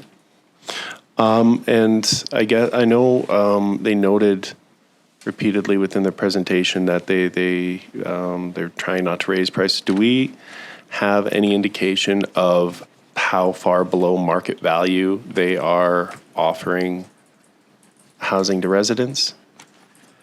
I think from what I understand from her presentation too, the bigger concern is from the Residency Act, they can only increase it a certain amount per year, and their tenants are not high turnover, so they can't, she said, as they get new tenants, they're upping the rates, but I think it's like, I can't remember, 2 or 3%. That is not keeping up with inflation, that's for sure. Yeah, no, exactly, not even close. Yeah, and then they're already below market value. Yeah, I'm just trying to figure out in my head, as far as if we are going to approve a percentage exemption, if we know kind of how far below the market, it's a challenging one, because on the one hand, obviously they're doing good work and they're doing it for the right reasons, but this is effectively a business that is competing with other apartments throughout town, and I think that probably has something to do with why their request was denied last time around. So I'm just trying to collect my thoughts as I figure out what is appropriate in this situation. Through your worship, I mean, they are a nonprofit organization, so it is slightly different, but it's not a business per se. But just wanted to make sure council was aware. Saying that they're nonprofit, I know we have the list of all that have been approved in the past, but is there any other nonprofit facilities that house seniors? Because there's multiple ones in the community that are tax exempt, that have been approved in the permissive tax exemption. So through your worship, the only one that comes to mind would be Driver House, and that's a mix. I mean, it has some seniors, but it's not exclusive to seniors. Okay, thank you. Councillor Parslow. Society for Community So Living. The discussion we're having is about the motion that was passed to distrust, right? Yeah, we're not talking about. So I understand from delightful conversation I had with Melissa about this wonderful topic that is a perennial issue. And so if you don't mind, Melissa, I'd say it's fair to say that applying the criteria that was part of our policy was a difficulty. Is that a fair summary statement? So through your worship to council, specifically when we look at the criteria for a social service organization, if we are referencing Bethel Senior Citizens Housing Society and we look at the criteria, they do meet all of the criteria for category 1. They provide services 5 days a week. They regularly engage with other agencies. But the question comes, and which was mentioned in my previous report, as to whether council wants to consider housing, and that there's been no clear direction on whether housing is eligible for a property tax exemption. And we have seen some organizations be approved and some organizations be denied. So further to that, so and also there was the question around the meaning of the word vulnerable. Is that correct? When we look at through your worship, when we do look at the criteria, it does say that it regularly provides members of the vulnerable population, or that it provides a comprehensive services to the vulnerable population.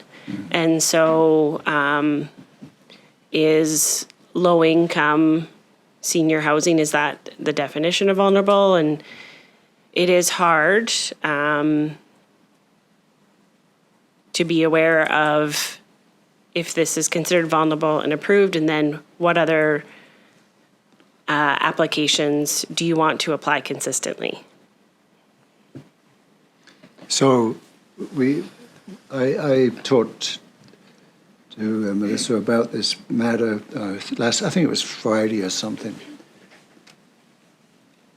And again, Melissa's probably best able to answer this, but you did say this just now, and I think that you are perfectly correct, that it's a bit of a smorgasbord. There are some apartments which are granted permissive tax exemption, and others not. It's made more difficult, as I shared with you, that, let's say, the case of Dawson Creek Society for Community Living, they get a grant from BC Housing to pay property taxes on many of their properties that house vulnerable people, right?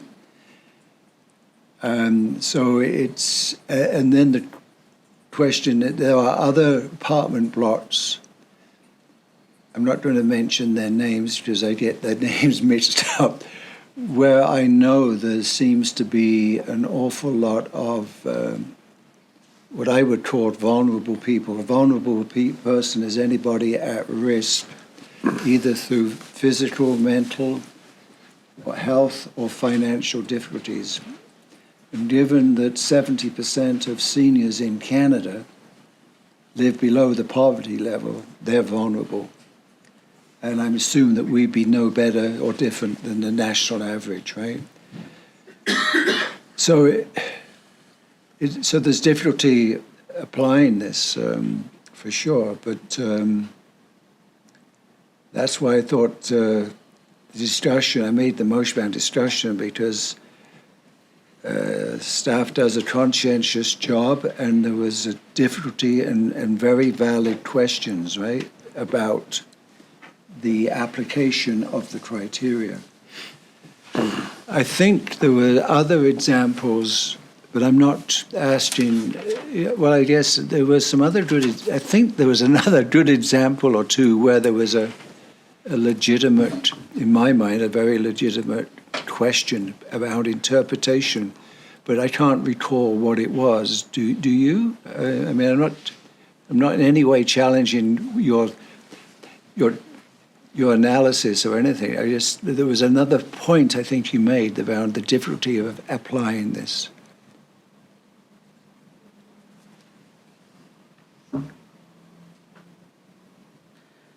So through your worship to Councillor Parslow, if we're speaking specifically about Bethel Senior Citizens Housing Society, I think everything I've said, I can't. Talking about the whole lot. There was some other. Nothing is coming to my mind right now. Okay. Well, anyway, that's so. This is the first time, I believe, is that we've tried to apply these criteria, or is it the second time? Second, if it's been denied once. See, my reflections on the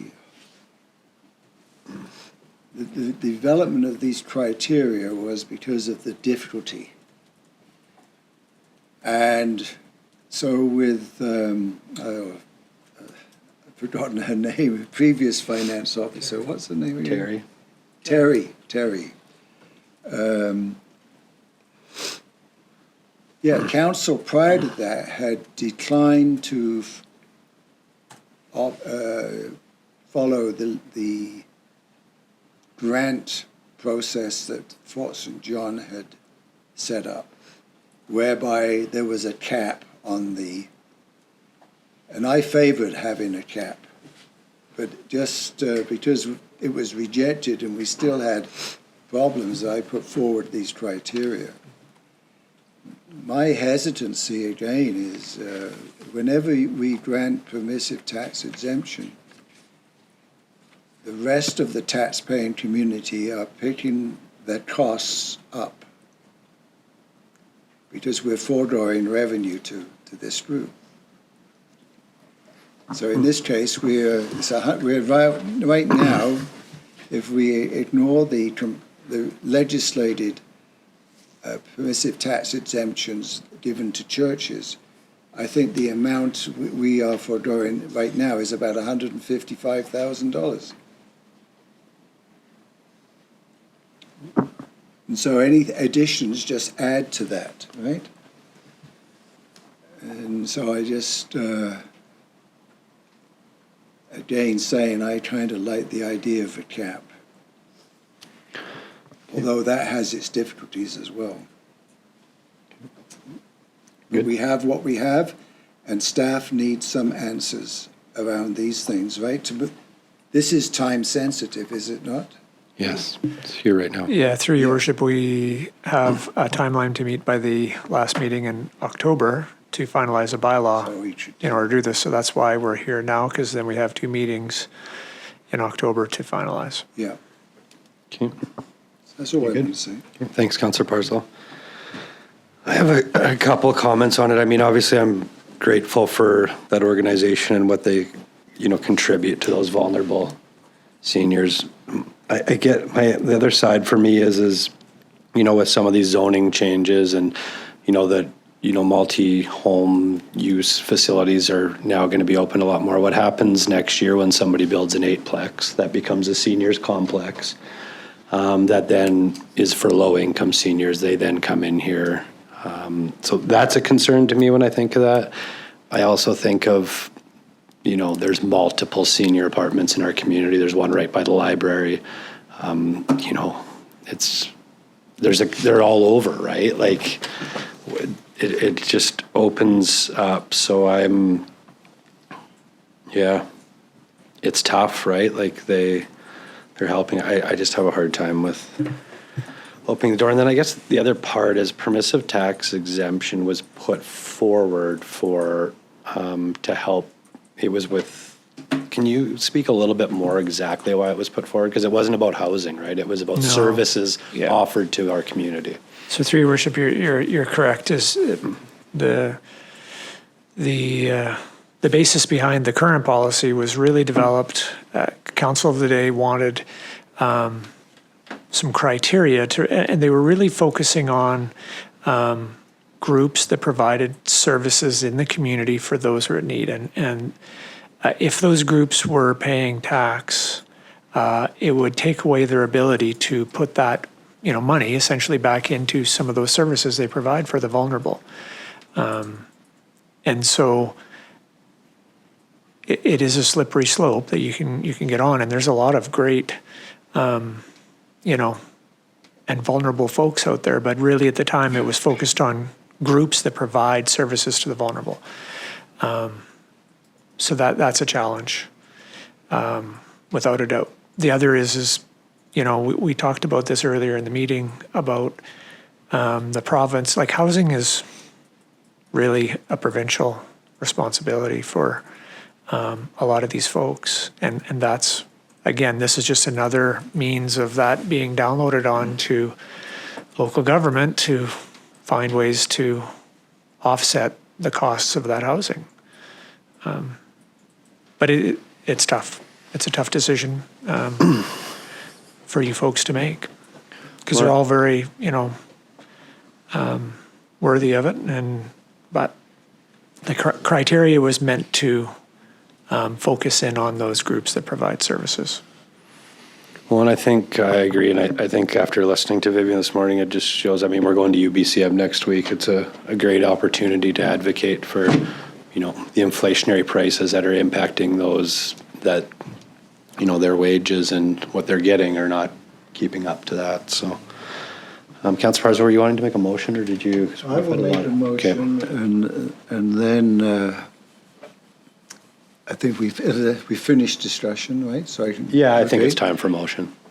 I'll move that Bethel Senior Citizens Housing Society be approved for 100% exemption for the 2025-2027 permissive tax exemption cycle. Thank you, Councillor Parslow. Do I have a second? A second? Did you second that? Yeah. Councillor Earl, second. If I can speak to it, if you look at the listing that has been provided to council of who receives exemption right now, and I understand why a driver's house gets an exemption. So if driver house gets an exemption, how can we say no to Bethel? Thank you, Councillor Parslow. Councillor Earl? I was going to make a joke about did Councillor Parslow get visited by 3 ghosts last night? But no,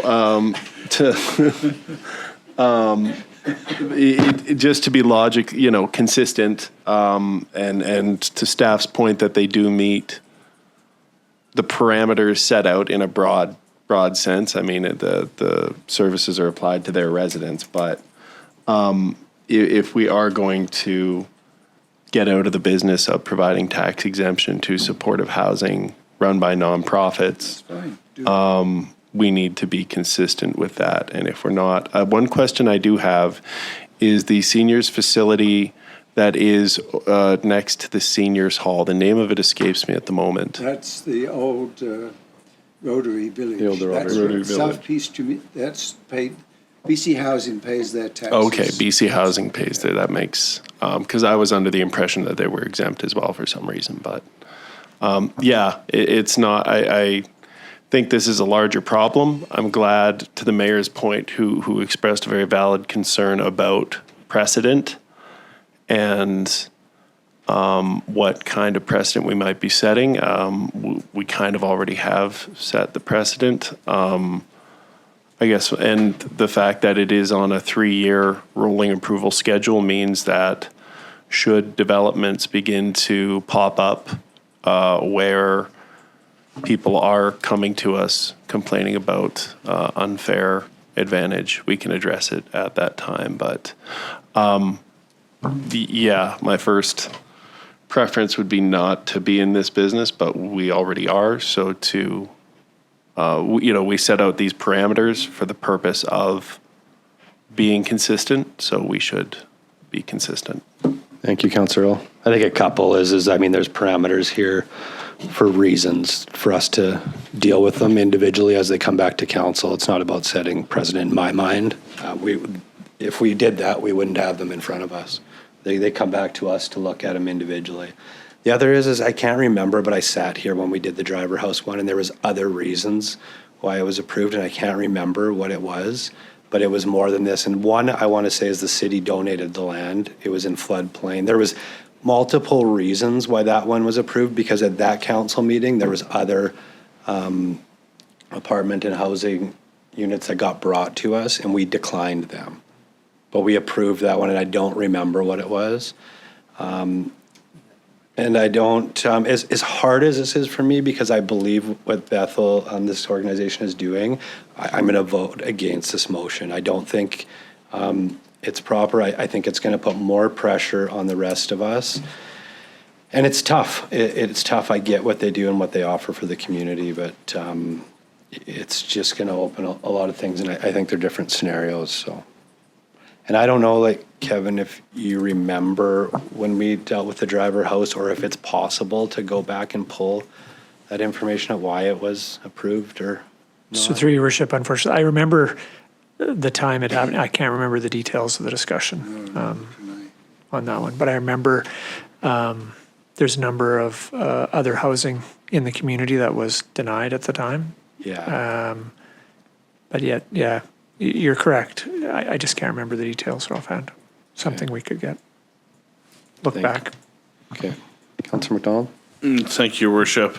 I just wanted to voice my agreement with you that I'm going to vote against this, that I'm scared of us setting precedent. I do believe we're just opening Pandora's box by approving this one. And I can't support it. Thank you, Councillor McDonald. Councillor Earl? Just a follow-up. So the delegation did mention that the reason they hadn't gone through the bureaucratic hurdles to get supportive housing status was because of just too much work, bureaucratic red tape, whatnot. Is that why the other senior housing facility is getting its taxes paid by BC Housing, is because they have secured some supportive housing status of some sort? Through your worship, I can only assume that would be the reason, is that, yeah, they have the means or want to meet the requirements or are able to, and so they get support for that. Okay. And I don't know what all that looks like, and maybe that's something that someone out there could help this group with, right? I don't either. The mayor's comment about the driver house did jog my memory about something. Well, I don't recall the specifics of it. I am kind of waffling now at the because I do feel like there were other considerations. But at the point, I guess, While it might not be easy to set up, I'm sure there's people within the community who'd be willing to help them with the administrative burden.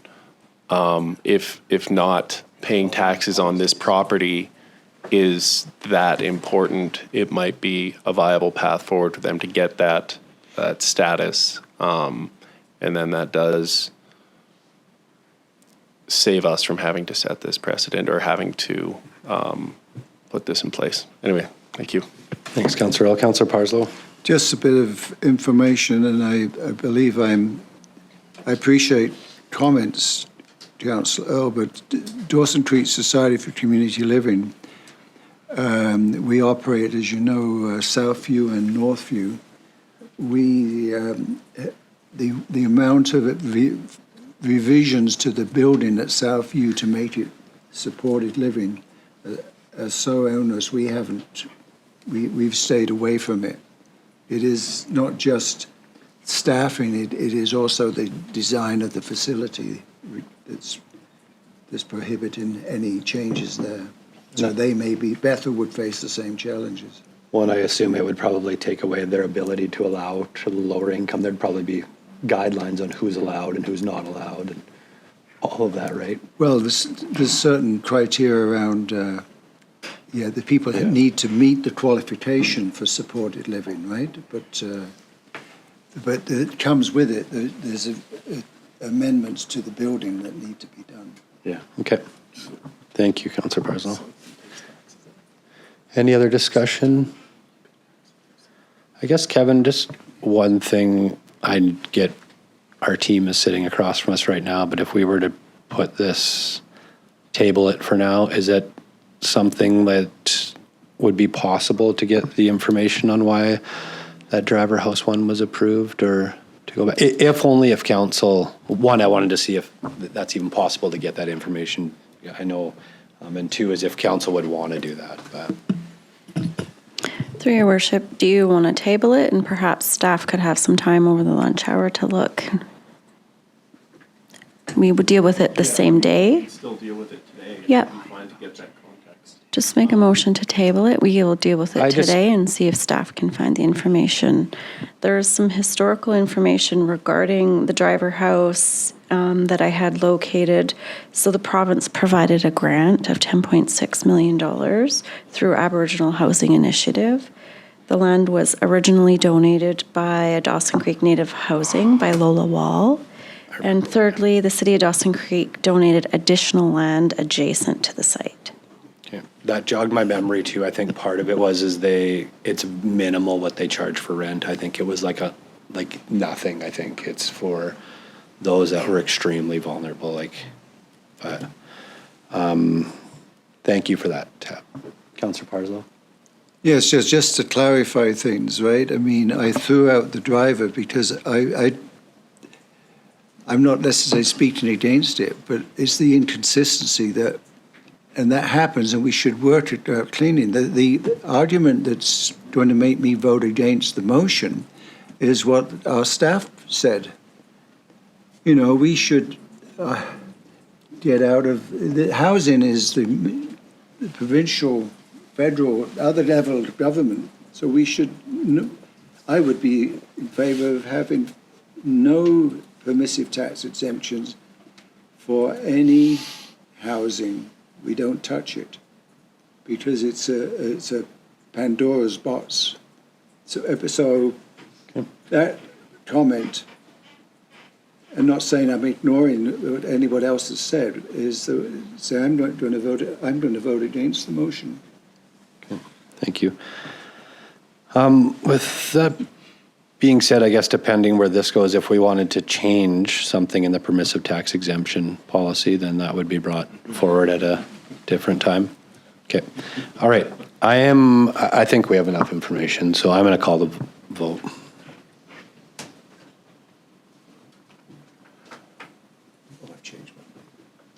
That's not why I'm calling it. Thanks, Councillor Parslow. Vote is closed. It's defeated. All 6 were opposed. Place that to decline? We can, yes, we will. Councillor Earl. Thank you, Your Worship. Just to follow up with respect to the Bethel Senior Citizens Housing Society, I'll move that it be denied an exemption for the 2025 to 2027 permissive tax exemption cycle. Thanks, Councillor Earl. Do we need that? Oh, we don't? Okay. Yeah, so based on the motion that was just defeated, it was denied for 100%. So you could bring a new motion back with But we a don't need different to. percentage if you'd like, but right now it's denied. So she's saying if we wanted to bring it back for a different percentage, we could. Otherwise, it's denied already. So we don't need to if that was your motion. Is it denied for the 3-year cycle then? Or is it just denied for this year and they can reapply next year? They can, based on the policy through your worship, they can reapply every year. Okay, thank you. So I scratched that move. Nobody seconded it anyway, so we're all good. So, all right, I'm going to, I know we're in the middle of a recommendation, but I'm going to call break for lunch. So we'll come back and start with the next one. September 9th, back to order. We were on 9.4. I'll look to council for a motion on the second one to deal with South Peace Health Service Society's Locum House. Councillor Parslow. The South Peace Health Services Society Locum House be approved for 100% exemption for the 25-27 permissive tax exemption cycle. Thank you. Second, Councillor McDonald. Discussion. Well, given we denied the housing, I don't know how we can approve the health. Perhaps staff can offer some words of wisdom as to how we can do that.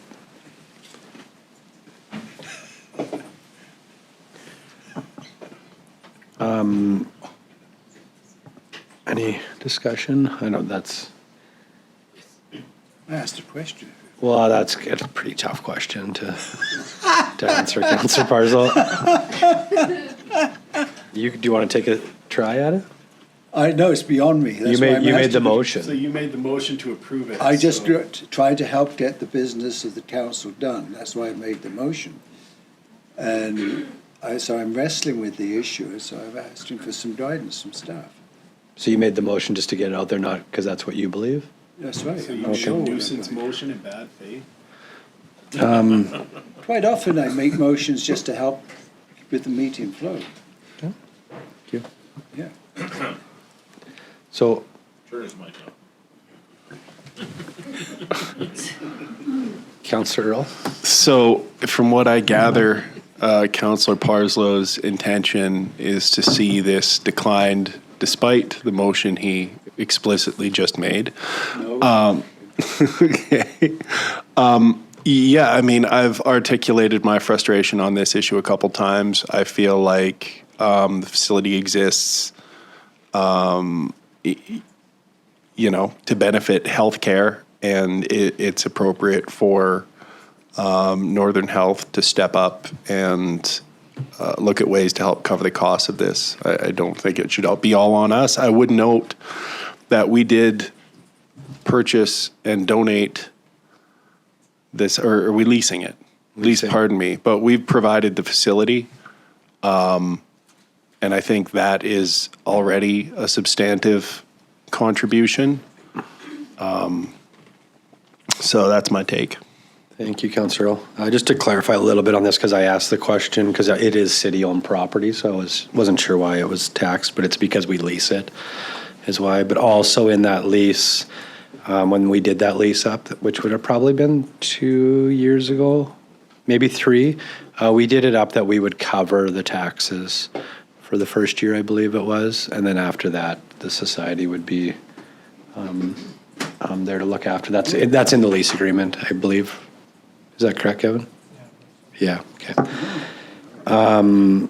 But it's tough because, like Councillor Earl stated actually before lunch about, healthcare is not necessarily our avenue, and we go down it, but we've purchased the land and the house for doctors to help with retention and recruitment. So, it's a tough one. I think it's a bit different. The whole purchasing of the home and donating it is not our avenue. It's a little bit different to me than housing. This is for attracting healthcare professionals to our community.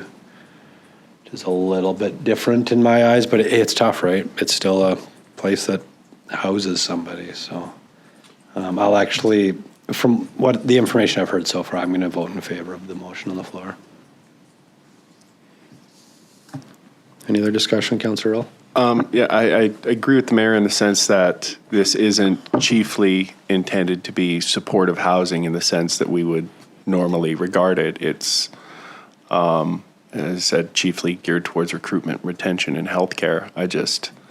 I continue to feel like Northern Health needs to be a bigger part of this conversation, as they obviously don't have any objection to us as a community creating these facilities and engaging in these efforts. But once again, it is chiefly for them to manage healthcare staffing in the community. So.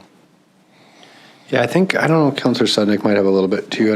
Northern Health and the South Peace Division of Family Practice does get a certain amount of funding per doctor for locum doctors that come in. I can't remember what it is because Councillor Sudnick and I got education on this, but along with a million other things. So I didn't retain it, but there is some funding that Northern Health does, and they give it to the South Peace Division of Family Practice. And South Peace Division of Family Practice is actually who looks after the management of the locum house. So they're the ones that work directly with which doctors are staying at the locum house, which are staying at other places. South Peace Health Service Society just manages the body. Is kind of how it works. So there is, some funding from Northern Health. I don't know exactly what it is, but. Councillor McDonald? Yeah, thank you, Worship. I think the biggest difference for me on this one is ensuring that we have doctors and an ER that is open benefits every member of our community, not just a select group, anything else. This benefits from our youngest babies to our oldest citizens, right? This benefits everybody by ensuring that we have doctors in the community that can work. Thank you. I guess the other part too, just to add to this, is they already get permissive tax exemption for the ball trace and carriage house, which the carriage house is a facility that houses nurses. So it's very much in the same line as this, but I know it's an individual item and different, but just to put that out there. Councillor Parslow? Well, this will be an unending, no cap type of phenomenon. You heard the presenter, Chris, the president said they could do with more. Okay. How many do you see as possibly houses do we provide? You provide them for maybe somebody who's not a locum, but a specialist. I've been on council long enough to recall a dynamic which went something like this. Northern Health contacts the mayor of the day, and we need an internist here. And there's one interested, but he's been offered in Smithers a house and this, that, and several other things. So you become negotiating, and one municipality's been put against another municipality what they're offering. And so it's a wheeling dealing thing, and the taxpayers are representatives, namely the elected officials and their staff, are faced with dealing with that. So I can see a day coming when you're going to be providing houses for not just locums, but for attracting specialized staff here. So the point is, it's a system that's out of control. Mm-hmm. And when people think, well, we're going to have a change of government with healthcare problems are going to be resolved, I just say, how many years does it take to train a doctor? How many years do you think it takes to finance, plan, and build medical training centers? This is a long-term problem. And so this dynamic of trying to do our best for the citizens in having at least an accessible healthcare system is going to be, I think, on the agenda of councils for years to come. And it's appalling. Yeah, I It's agree. not our baby, right? No, I agree. But if, yeah. And I appreciate and have supported you, Mike, with some of your suggestions and the opportunities. But it's done because it's just like you, with your, I believe, your motivations for the well-being of the community. But it doesn't rest well with me. No, I don't. Downloading. Yeah, I don't disagree. I think it's a different motion and topic and discussion, but yeah, I agree. Like, I think it's, it's exactly, it's not our avenue, but if we don't deal with it, nobody will. And you see all the other ones that are dealing with it and they're moving forward, right? It's tough. Just one thing sparked something just about when Chris was here, he did mention other potential housing units for doctors or needing more space. Did we not already direct city team to look at the possibility of adding on to that? Oh, never, yeah. No, we didn't. Okay. Any other discussion? Is there some secret signs going on? No. No, I was thinking of something different. All right, I'm going to call this motion.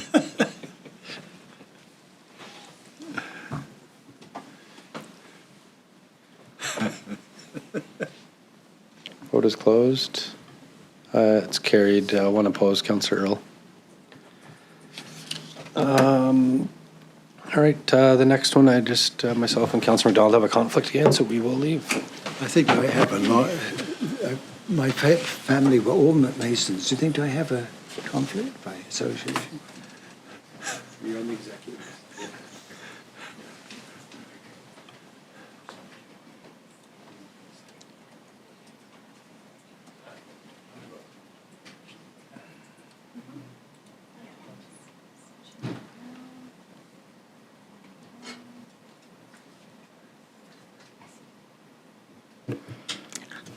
Thank you. All right.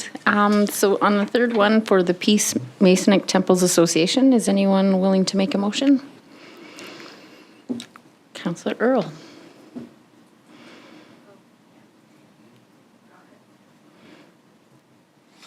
Thank you, Chair. I'll move that the Peace Masonic Temple Association be approved for 50% exemption for the 2025-2027 permissive tax exemption cycle. So just to clarify, they were only requesting a 50% for the upper floors that were leased out, and that's what I'm referring to in this. Do we have a seconder? Councillor Sudnick? Is staff... Looks like they're conferring, the folks at home. Brows furrowed. So through you, Chair, we're just, and maybe Tab will have some insights into this, but does there need to be a motion or a portion within the motion that mentions waiving policy as well? Yeah. Just because 50 isn't within the policy, so I think it would start with waiving policy, Would it approving be- 50% would be essentially the motion. Okay. Then can we add that to the motion, or do you need me to If restate it's it? unanimously across all members sitting here to vote, we can just go ahead and do that. Any objection to that friendly amendment? Councillor Parsley, you're looking at me sternly. Friendly amendment being? The applicable permissive tax exemptions in the existing policy are at 100, 80, and 60%, and my motion is contrary to policy in that I suggested 50% because it was just the upper floor they were requesting, so half the building. Any issue with that? Nope. All right. Councillor Parslow, did you want to speak? Oh, sorry. I wondered where the voice came from. It was light from the boat. So when this is a question to staff, okay? Much of the presentation that was given to us referred to much of the international work done by the Masons. What stood out for you from the point of view of the local, because the way the criteria are written, it's not about international work done by the Rotarians, it's our community work, right? So, and I know they've assisted a patient getting medical attention in Oregon.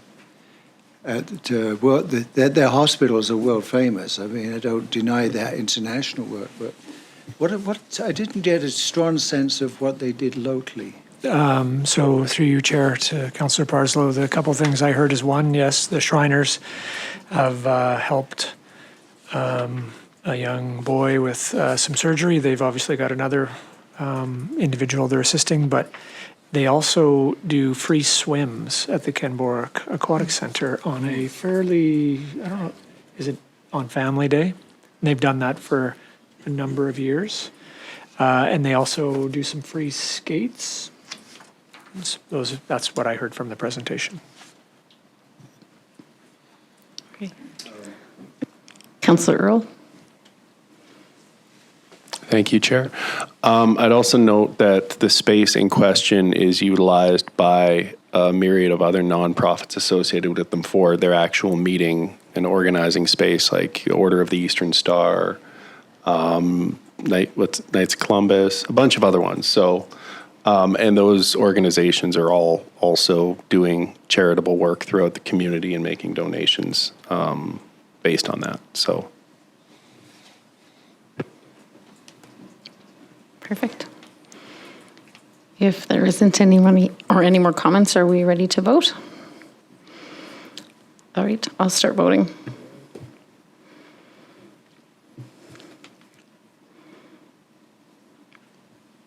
Perfect.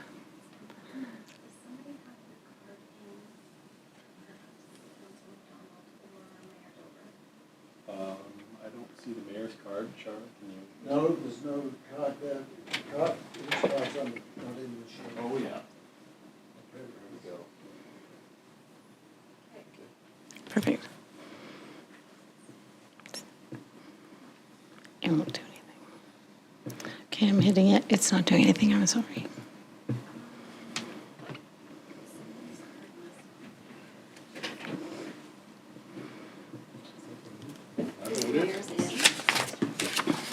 I voted. We all voted. We all voted. Everybody's indicated it's unanimous. Yay. For what it's worth. It's not working.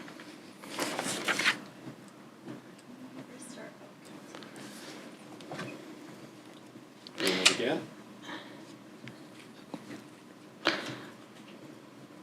Okay.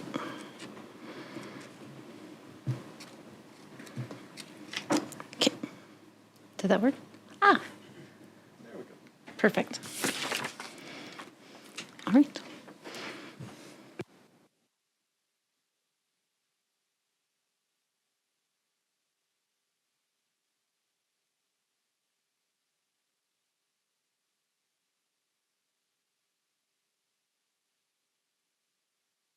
To now, all these approvals, what is it, how much does it add to the exemption? You know, give her a day.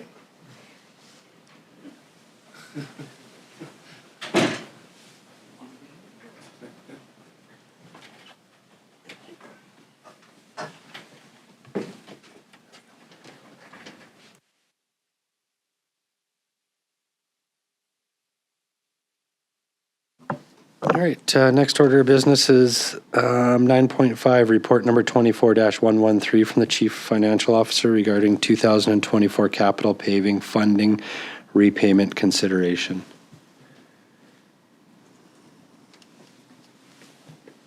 Councillor Parslow. Report number 24-113 from the CFO, the 2024 Capital Paving Fund repayment consideration be received. Further, Council authorise an additional $5 million over the current year Peace River Agreement allotment be transferred from the General Operating Fund to the General Capital Fund within the 2025 budget to replace the costs associated with the 2024 Capital Paving Programme. Thank you, Councillor Parslow. Do I have a second? Councillor Sudnick, discussion? I had a chat with CFO and completely comfortable with this as a result of that, but before that I was confused and lost on this topic, but she set me straight. She's pretty amazing, isn't she? She is, Yeah. Very smooth, very smooth. Yeah. She's a lot more than just a chief financial officer. Good job, Melissa. No, it was. She had one of the things that I did like as well is where she wrote alternative. She also offered a resolution for it, and I'm not saying other people don't do that, but I think that was very helpful practice, right? And the other thing, there's so many moving parts with this whole budget stuff. One of the questions I asked was, well, this is the third year of a 4-year initiative. What are we going to do for the following year? And Melissa, that might be interesting to where you were with that one. I think that would be, I don't know if you guys were wondering about that, but I think Melissa's answer is informative. Thank you, Councillor Parslow. Go ahead, Melissa. So through your worship to council, we are correct in that there is still one installment of an additional $5 million to be paid towards the capital paving program within the 2025 budget. A decision on whether we will borrow or not will need to be made by December of 2024, and that would be based off of an estimate of what the interest rate would be in the spring of 2025 through the MFA program when the borrowing is actually made, if that's decided. We do know with the recent Bank of Canada interest rate adjustment and the prediction that more are to come. Last year, a report came in November on a decision whether to borrow or not, and so I'm projecting timelines similar to that so that we're closer to knowing an accurate prediction or a more accurate prediction of what that interest rate will be. Okay. Perfect, thank you. Those are all my questions. So.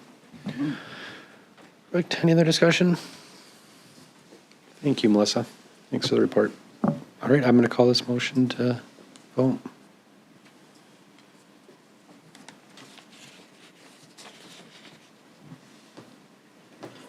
Vote is closed. It's carried. Next is 9.6. We have report number 24-108 from the Tourism Emergency and Climate Readiness regarding policy review, event bookings for profit groups and organizations. Councillor Kemp. Thank you, Your Worship. I'll move the recommendation, the report number 24-108 from the Tourism Emergency and Climate Readiness Manager regarding policy review, events booking for profit groups and organizations policy be received, for that the policy be amended throughout to change the name from Encana Event Center to Ovintiv Event Center. Thank you, Councillor Kemp. Do I have a second? Councillor Sudnick. Any discussion? I had just one. I did talk to Ryan about this last week, but this was originally brought forward last summer because we had some requests to use some of our other facilities. So that's why this was kind of brought forward. So had some dialogue with him. We also had this was about some of the facilities downtown, whether the kin or the memorial, but we've also just got in a previous report talked about the field housing for the kin. So I think that changes it a little bit, but I just wanted to refresh everybody that that's why this was kind of brought forward, was from a motion that we brought forward last summer. So, yeah. Any discussion? Oh, all right, I will call this motion to vote.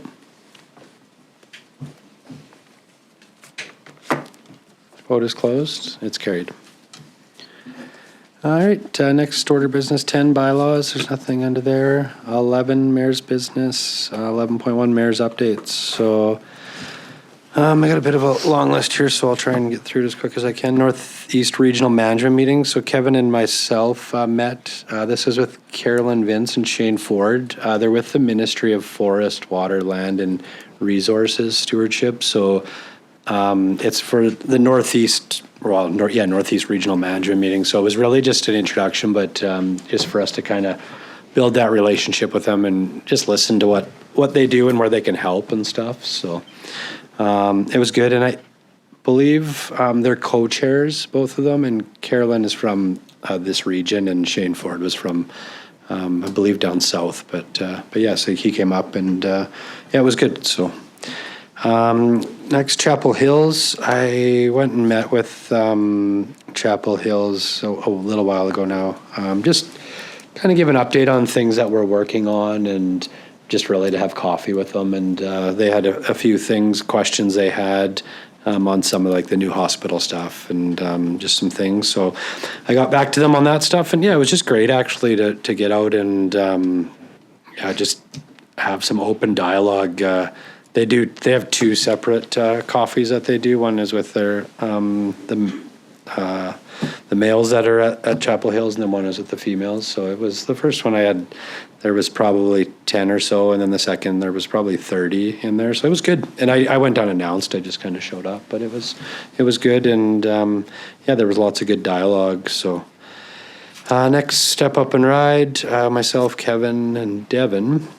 I went and met with Mona and Brenda at Step Up and Ride just to kind of go through a lot of things what Step Up and Ride offers. I'm sure there'll be more coming later on, and some of it was more geared around the city's avenue, but we did invite Mona to come in and speak to council just about what they offer, so we're all aware. But it's pretty amazing, actually. Like, I've always known of Step Up and Ride, and you see them around, but I don't know, just hearing right directly from Mona what they do and how much she does to like go above and beyond, it's pretty phenomenal, actually. So yeah, I would just wanted to thank them for what they do, but Mona specifically, and their board, they do a lot. So just to thank you. But yeah, we did invite Mona to come in as in the future. So hopefully we'll see her and she can kind of have that, just explain to you guys and answer any questions. So. Open door project. We had another one, I think it was a couple Fridays ago, in the office here, a couple hours where the door was just open for folks to come in. We had starting to get some momentum. I think it's the second one we've done here and had some more traction and some more people come in. So it was awesome. It was great. It was just nice to be open and listen. And there was some great input I got from a few from everybody, but a few on some of the things that were going down to UBCM in regards to in some of our meetings that I wasn't aware of. So it was definitely beneficial. Also had a conversation with a lady that has moved up here quite a while ago. Actually, she's lived in our community for a while, but she was just talking about grants. So there's a lot of, in southern BC, she just noticed there's a lot of grants like around heat pumps, window replacements. I know there is some around window replacements up here and heat pumps. So I just kind of wanted to bring it up. I talked to her about it, and the grants she was talking about, some were from companies or utility companies that are down south. So it's just something really to bring up to everybody here. So when we're down at UBCM or other parts of the province for conventions, when we're at the trade shows and we see different things, like it's just if there is some value to some of that up here to bring it back. So I'm bringing it up for that. And I'm going to watch for it too when I'm at UBCM just to see if there's any around those ones specific. Dawson Creek and District Hospital tour. We had a tour there. It's all kind of a blur for me the last little bit, but I think it was a couple of weeks ago. And just absolutely amazing. One, Ashley from Northern Health was part of it, and then I believe it was Ryan and Dave from Graham. But yeah, it was just amazing to see the progress. A year ago, Kevin and I went for a tour when it was dirt. and there wasn't a lot there. There was no concrete poured at that point. So to see how far it came in a year, it was pretty impressive. They're now working on the top story, which is a steel structure. That's the last part of finishing. I know once they get inside, it'll slow down a little bit, but it's pretty impressive how quick they're moving. One thing I found, I thought they were ahead of schedule because of the weather we had in the mild winter last year, but they actually said they had 60 wind days in the first year, which is where they couldn't operate because the winds were too high for the cranes. So it was a lot higher than I thought. So yeah, so it's definitely, a project like that, I don't think you ever know if you're on pace or ahead or behind because it's so big, but it was definitely impressive in a year's time how much has went through. So PEMDA, Mike, we had Mike, a community engagement specialist with PEMDA, who just kind of started in the region. He's not from here, but he came up and met with Kevin and myself, and had some great dialogue just about that really just that initial introductory, and I'm getting to know them. I've had a couple meetings with PEMDA, but not Mike specific. So just to hear what they're doing in the community, and they want to be part of the community and they want to help where they can. So it was good. We had a gentleman that was representative from Louis. Oh. Remember that policy about no cell phones, Councillor Parslow? Get a basket at the front. Yeah, exactly. Well, maybe we better follow the school district policy. But we had a gentleman, Michael, that came from quite a ways. He was, I believe, from New York is where he came. He came up here. He was worked for Louis Dreyfus. They just have a property on Wilson Road. They're just kind of coming up to see what they're just exploring opportunities with that property. So they came in and just to talk to Kevin and myself, just to say really what they're looking at.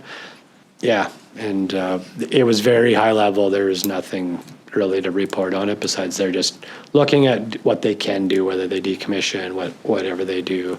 They're not sure yet. So bring that up. Rotary pump track.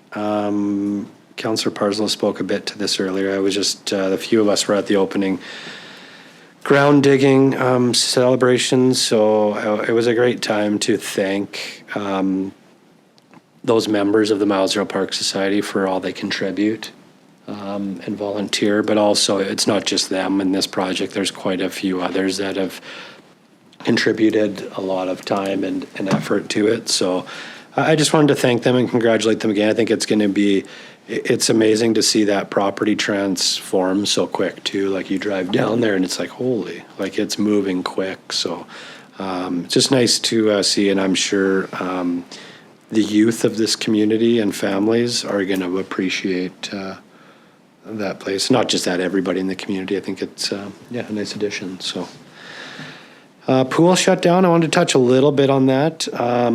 We did send a video out. Our amazing communications person, I think, has sent a video out. Not yet. There's a video coming. Sorry. There was pictures. Oh, okay. There was pictures. So good job. We went down and just looked at the pool and the progress. So the one pool is being drained. What's it called again? Not the lane pool. The leisure pool.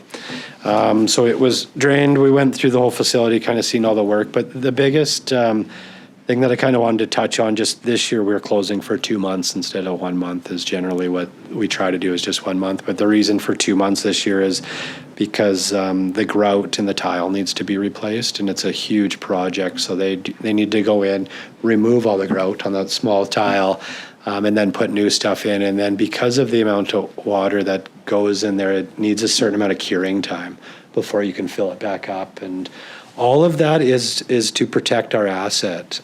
So we don't want to be closed for 2 months because we realize it impacts our community. It's a huge recreation facility in our community, probably one of the top ones that's used a lot. So it's not anybody's goal to interfere with the users of it. It's really just to protect that asset for the long run. And if we don't do that and it gets to a point where that water gets exposed underneath the tile, we have way bigger issues that we would then have to deal with, which would, so I just wanted to give a shout out to the team at the pool, because it's, yeah, they do a good job, and to think that far ahead and know that this needs to be done to protect it, it's just well done by the whole team. And yeah, it was pretty neat to see in the facility too, and yeah, get a bit of a tour from the maintenance maintenance person down there and the staff. It's just, yeah, it's really, really great. So it was neat to see. So I just wanted to touch on that a little bit. I know it can be a tough subject within the community, but I think if we can communicate and educate why we're doing it, then it's understandable why we need to do it. So, and the fall is chosen because it's when it's the least amount of activity out there. The main users aren't using it at that time, so that's why it's chosen then. So, and I think we're seeing, north of us that their pool's not much older than ours, and it's at a point where it needs to be replaced. So I know there's other circumstances in that, but it just shows that's why, it's important that we do these things. So. Community awards. Wanted to touch on that as well. So the community awards are on November 7th. And the nominating process is opened. It opened on September 6th and goes to September 20th. Once again, I looked at it over the weekend. There's an unbelievable list. I actually looked at it last night. There's an unbelievable list of nominees for all the categories. So it's pretty amazing to see. So potentially there's one that's sitting up on this side that is on there too, which is well deserved. So yeah, so congratulations. And yeah, it's just, it's great. It was a great event last year. It really brought community together, and really looking forward to it this year as well. So,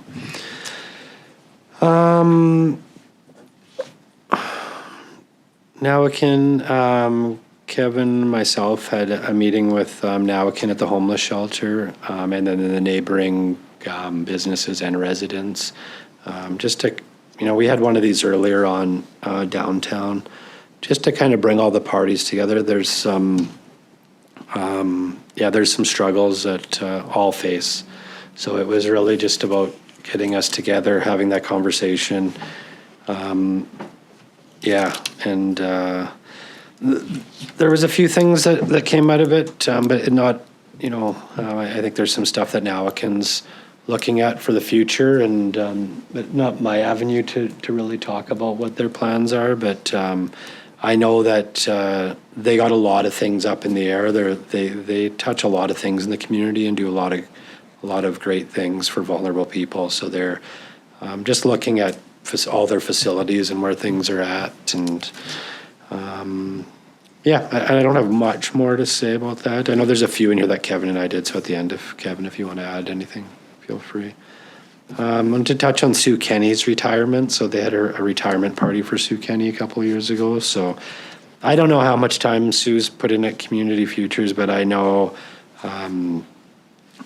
almost probably most of my business career or life here, Sue Kenny has been involved in something in our community in an extremely positive way.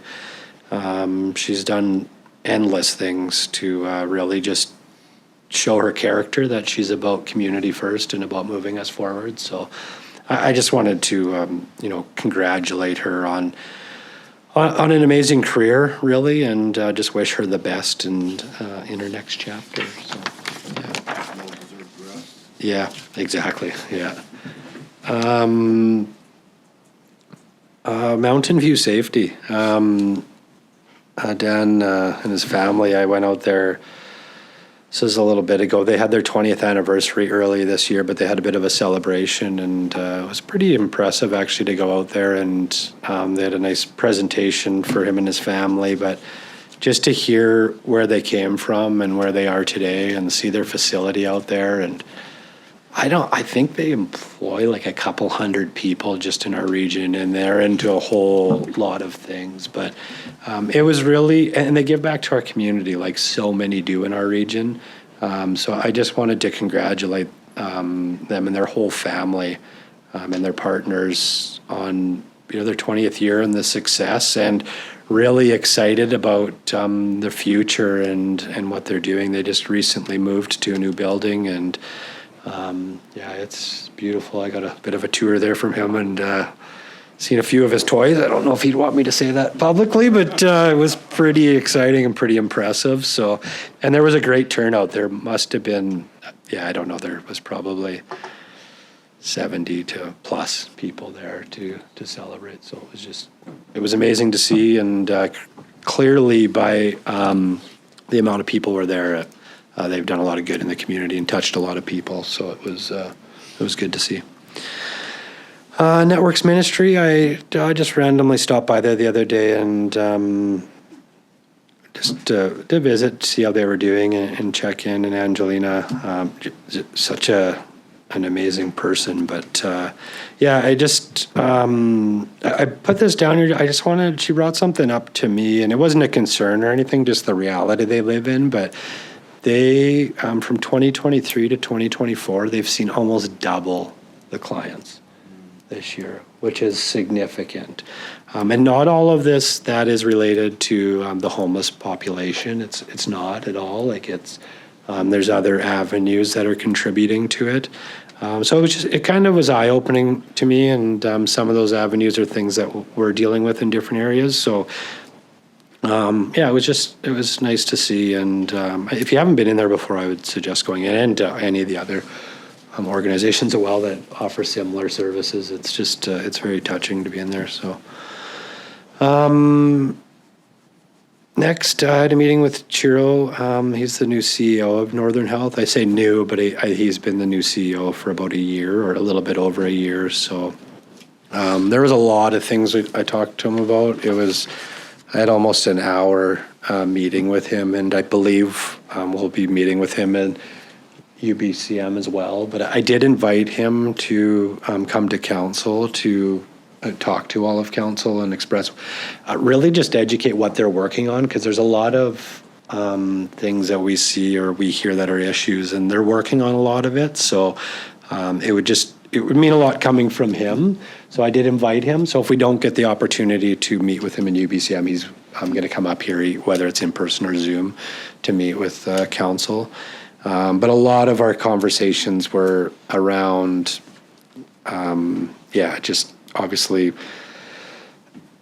doctor issues, nursing, diversions, how we can work together to help.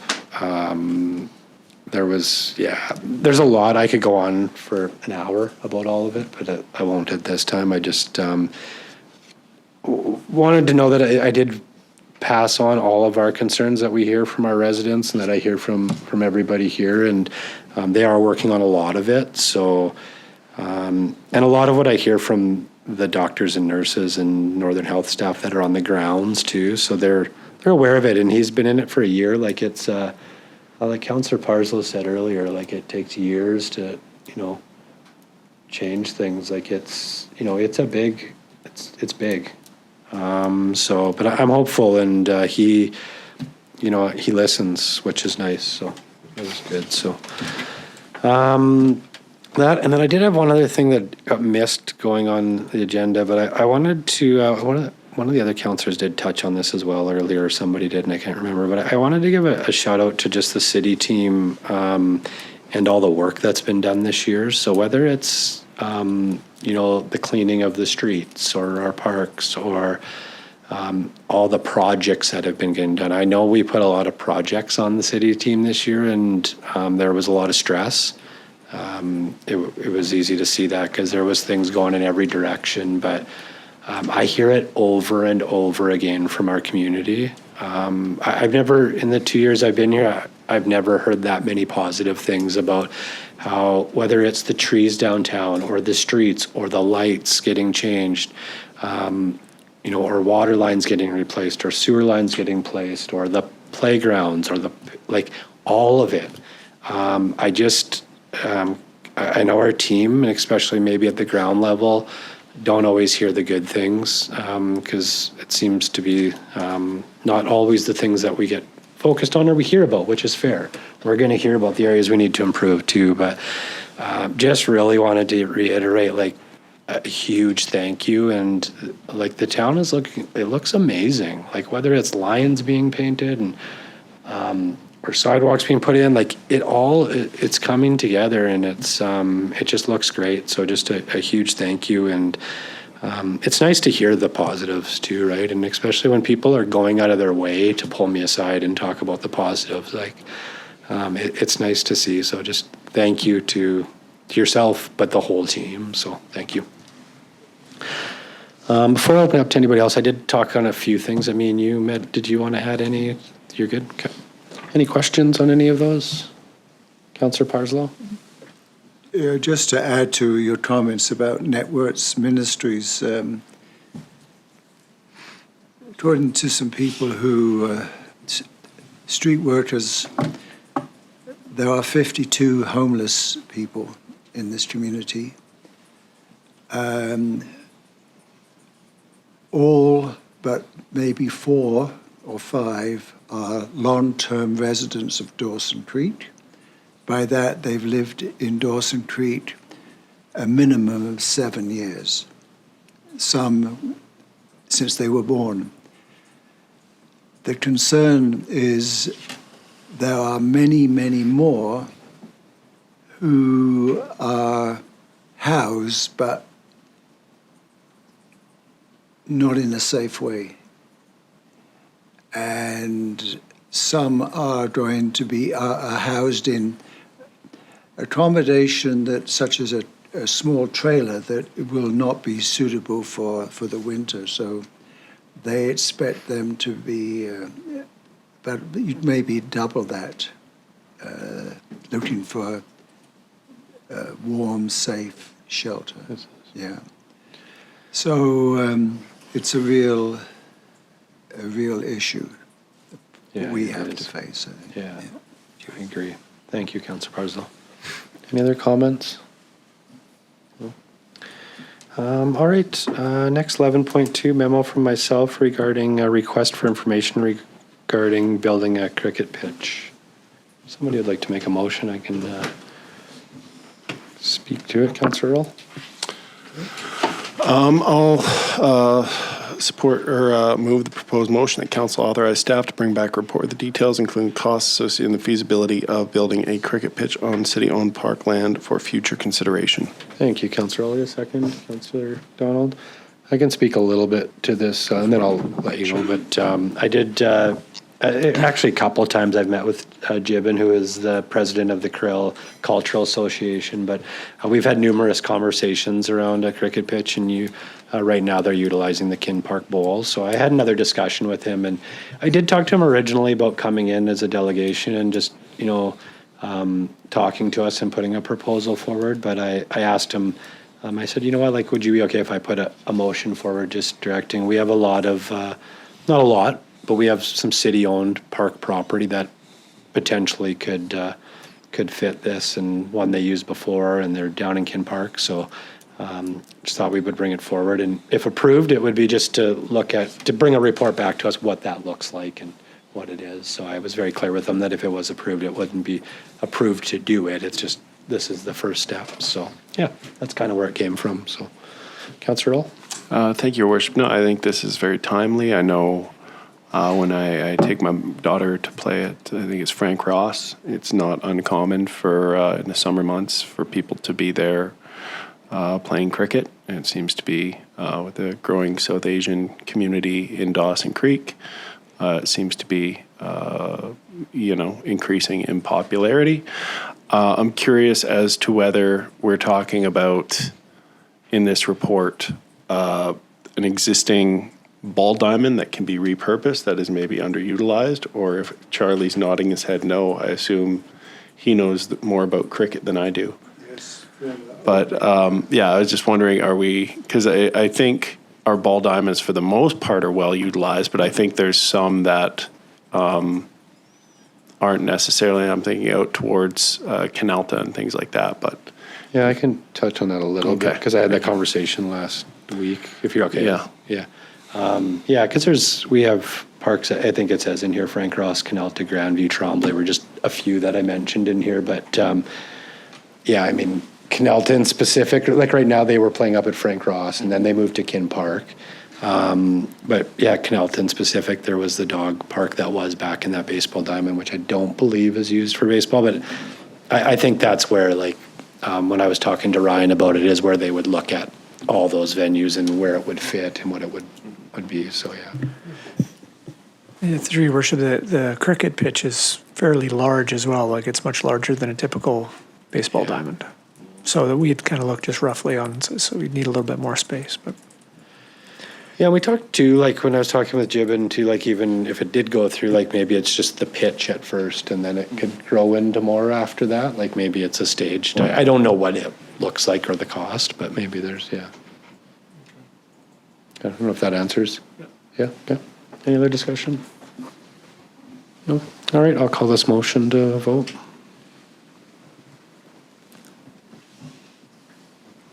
Vote is closed, and it's carried. And I don't, there was nothing from the delegations, right? No? Okay. Next, 12, Chief Administrative Officer Operational Updates. thank you. A couple of quick updates. One, water, as that's always top of mind. We are seeing fairly dry conditions, obviously, in the Kiskadna River. The river has continued to drop over the last month and a half. I think right now we're about 20 centimeters below the top of the weir, which is pretty low at the intake. Staff have initiated a release from Bear Hole Lake. We want to ensure that we have adequate flow and water at the intake area prior to freeze up. So I believe they went up last week, Friday, and started the release. I think we're looking at releasing approximately 6,000 cubes a day, and likely will continue that release throughout the winter. Unless something changes in late fall or something, if we get significant moisture and we can slow the release, we will. But our plan right now and what we've notified the ministry is that we intend to release all winter long. And so good news is we have the storage, and essentially what we've calculated is that we will release essentially the amount that we have stored on the river, that is live storage. But bad news is that we have to do it. So hopefully we do get some moisture. We've been saying that like a broken record for a number of months. Again, hoping we go into the fall with some moisture, or at very least we get significant snowfall in the watershed throughout the winter. So that's happening. We will have to just monitor our usage. Right now, usage within the community's average. We're 5,500, 6,000 cubes a day, which is pretty normal. We're not seeing any serious uptick on industry. Staff is going to reach out to various industries and just get a sense of what might be coming here in the fall. Try and anticipate that. If we need to, we'll revisit stage 2. Right now, we're not there based on our usage, but if things were to really climb exponentially and we needed to curb usage, we would. We'll talk about it then, but so that's that'll be ongoing, and we'll keep an eye on things.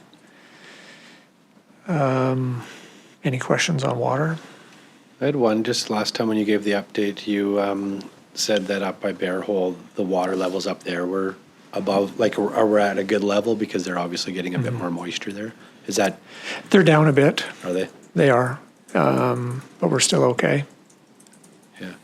And that's probably not to be unexpected with the weather we've had. So again, we need moisture for that to recharge next year. So we'll need snow melt, which will recharge the lake, or ongoing rains, which will recharge the groundwater eventually as well too. So yeah. On a kind of a related note, I have been approached, and I have a call later today. UBCM has asked if we might be interested in presenting on drought resiliency. They have a session planned, and they had kind of caught wind of what we're dealing with, and wanted to know if I wanted to be on the panel. And so this was happening while I was away on holidays. So I have to talk to the gentleman today, see if it's still feasible. Timing is pretty tight, so we'll see. But that might be something we do, which good opportunity, and it's also a great awareness piece for the province, just to understand our challenges right now. We have been, the Northeast is back to stage 5 drought again, so yeah. Councillor McDonald just had a question. Oh, yeah, on water. certainly. Thank you, through your worship. So you said we're about 20 centimeters above at the Kiskatna. Below the weir. Below. Yep. How is that compared to us historically? Are we lower than last year, lower than the year before, lower than last year? Yes. It's been, staff provided me an updated graph here today. And so if you look at 21, 22, 23, and 24, each year it's getting lower and lower and lower. Freshets are lower and lower than they were the previous years. And right now we're at about the same level as we were in 2010 when we had a fairly bad drought. But in 2010 we had some fall rains that kind of brought things back up. Typically going into winter, the river's usually right at the top of the weir, just kind of hanging in there. So that's where we'd like to get back to before winter hits. So. Okay.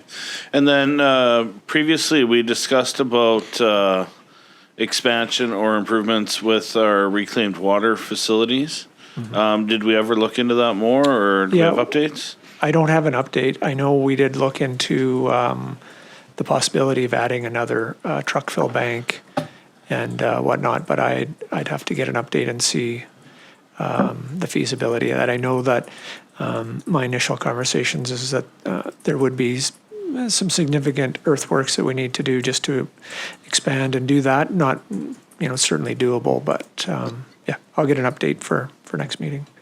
Okay. Thank you. Thanks, Councillor McDonald. Other thing I was going to touch on is that we are hosting an all-staff meeting September 24th, which is a Tuesday, I believe. And so we're going to, in order to facilitate an all-staff meeting, because we've never had one before, we're going to be shutting down facilities between 11 and 2 on that day. So everybody has the opportunity to attend. We're going to host the meeting at Mercer Hall in the event center. And it's an opportunity for everyone to get together, and there's some long service recognitions and things like that we need to do, and just a great opportunity to chat and also hear back from all of staff. Got a few things planned, so yeah, I just wanted to make council aware of that. So we'll chat about if there's an opportunity for you to pop in for the beginning, maybe for 5 minutes, and just address the staff. So, okay. Yeah, let me know. I'd like that. Okay. So, thank you. Yeah. Perfect. That's about it. Okay. Thank you. Yeah. Any questions? All right. Thanks, Kevin. Next, we have diary. Nothing in the diary. 14 consent calendars. Anything anybody wanted to lift? No? Can I get a motion to accept the consent calendar? Councillor Kemp, second Councillor Earl. I'll call that motion to vote. Vote is closed. It's carried. 15 media question period, no media here. 16 recess to close meeting. 16.1 resolution to move into the meeting of council closed to the public for the purpose of it. Agenda item 4.1, section 91J, information that is prohibited or information that if it were presented in a document would be prohibited from disclosure under section 21 of the Freedom of Information and Protection of Privacy Act. Agenda item 5.1, section 91K, negotiations and related discussions respecting the proposed provision of a municipal service that are at their preliminary stages and that in the view of council could reasonably be expected to harm the interests of the municipality if they were held in public. Councillor Earl, second Councillor Sednick. Call that to vote.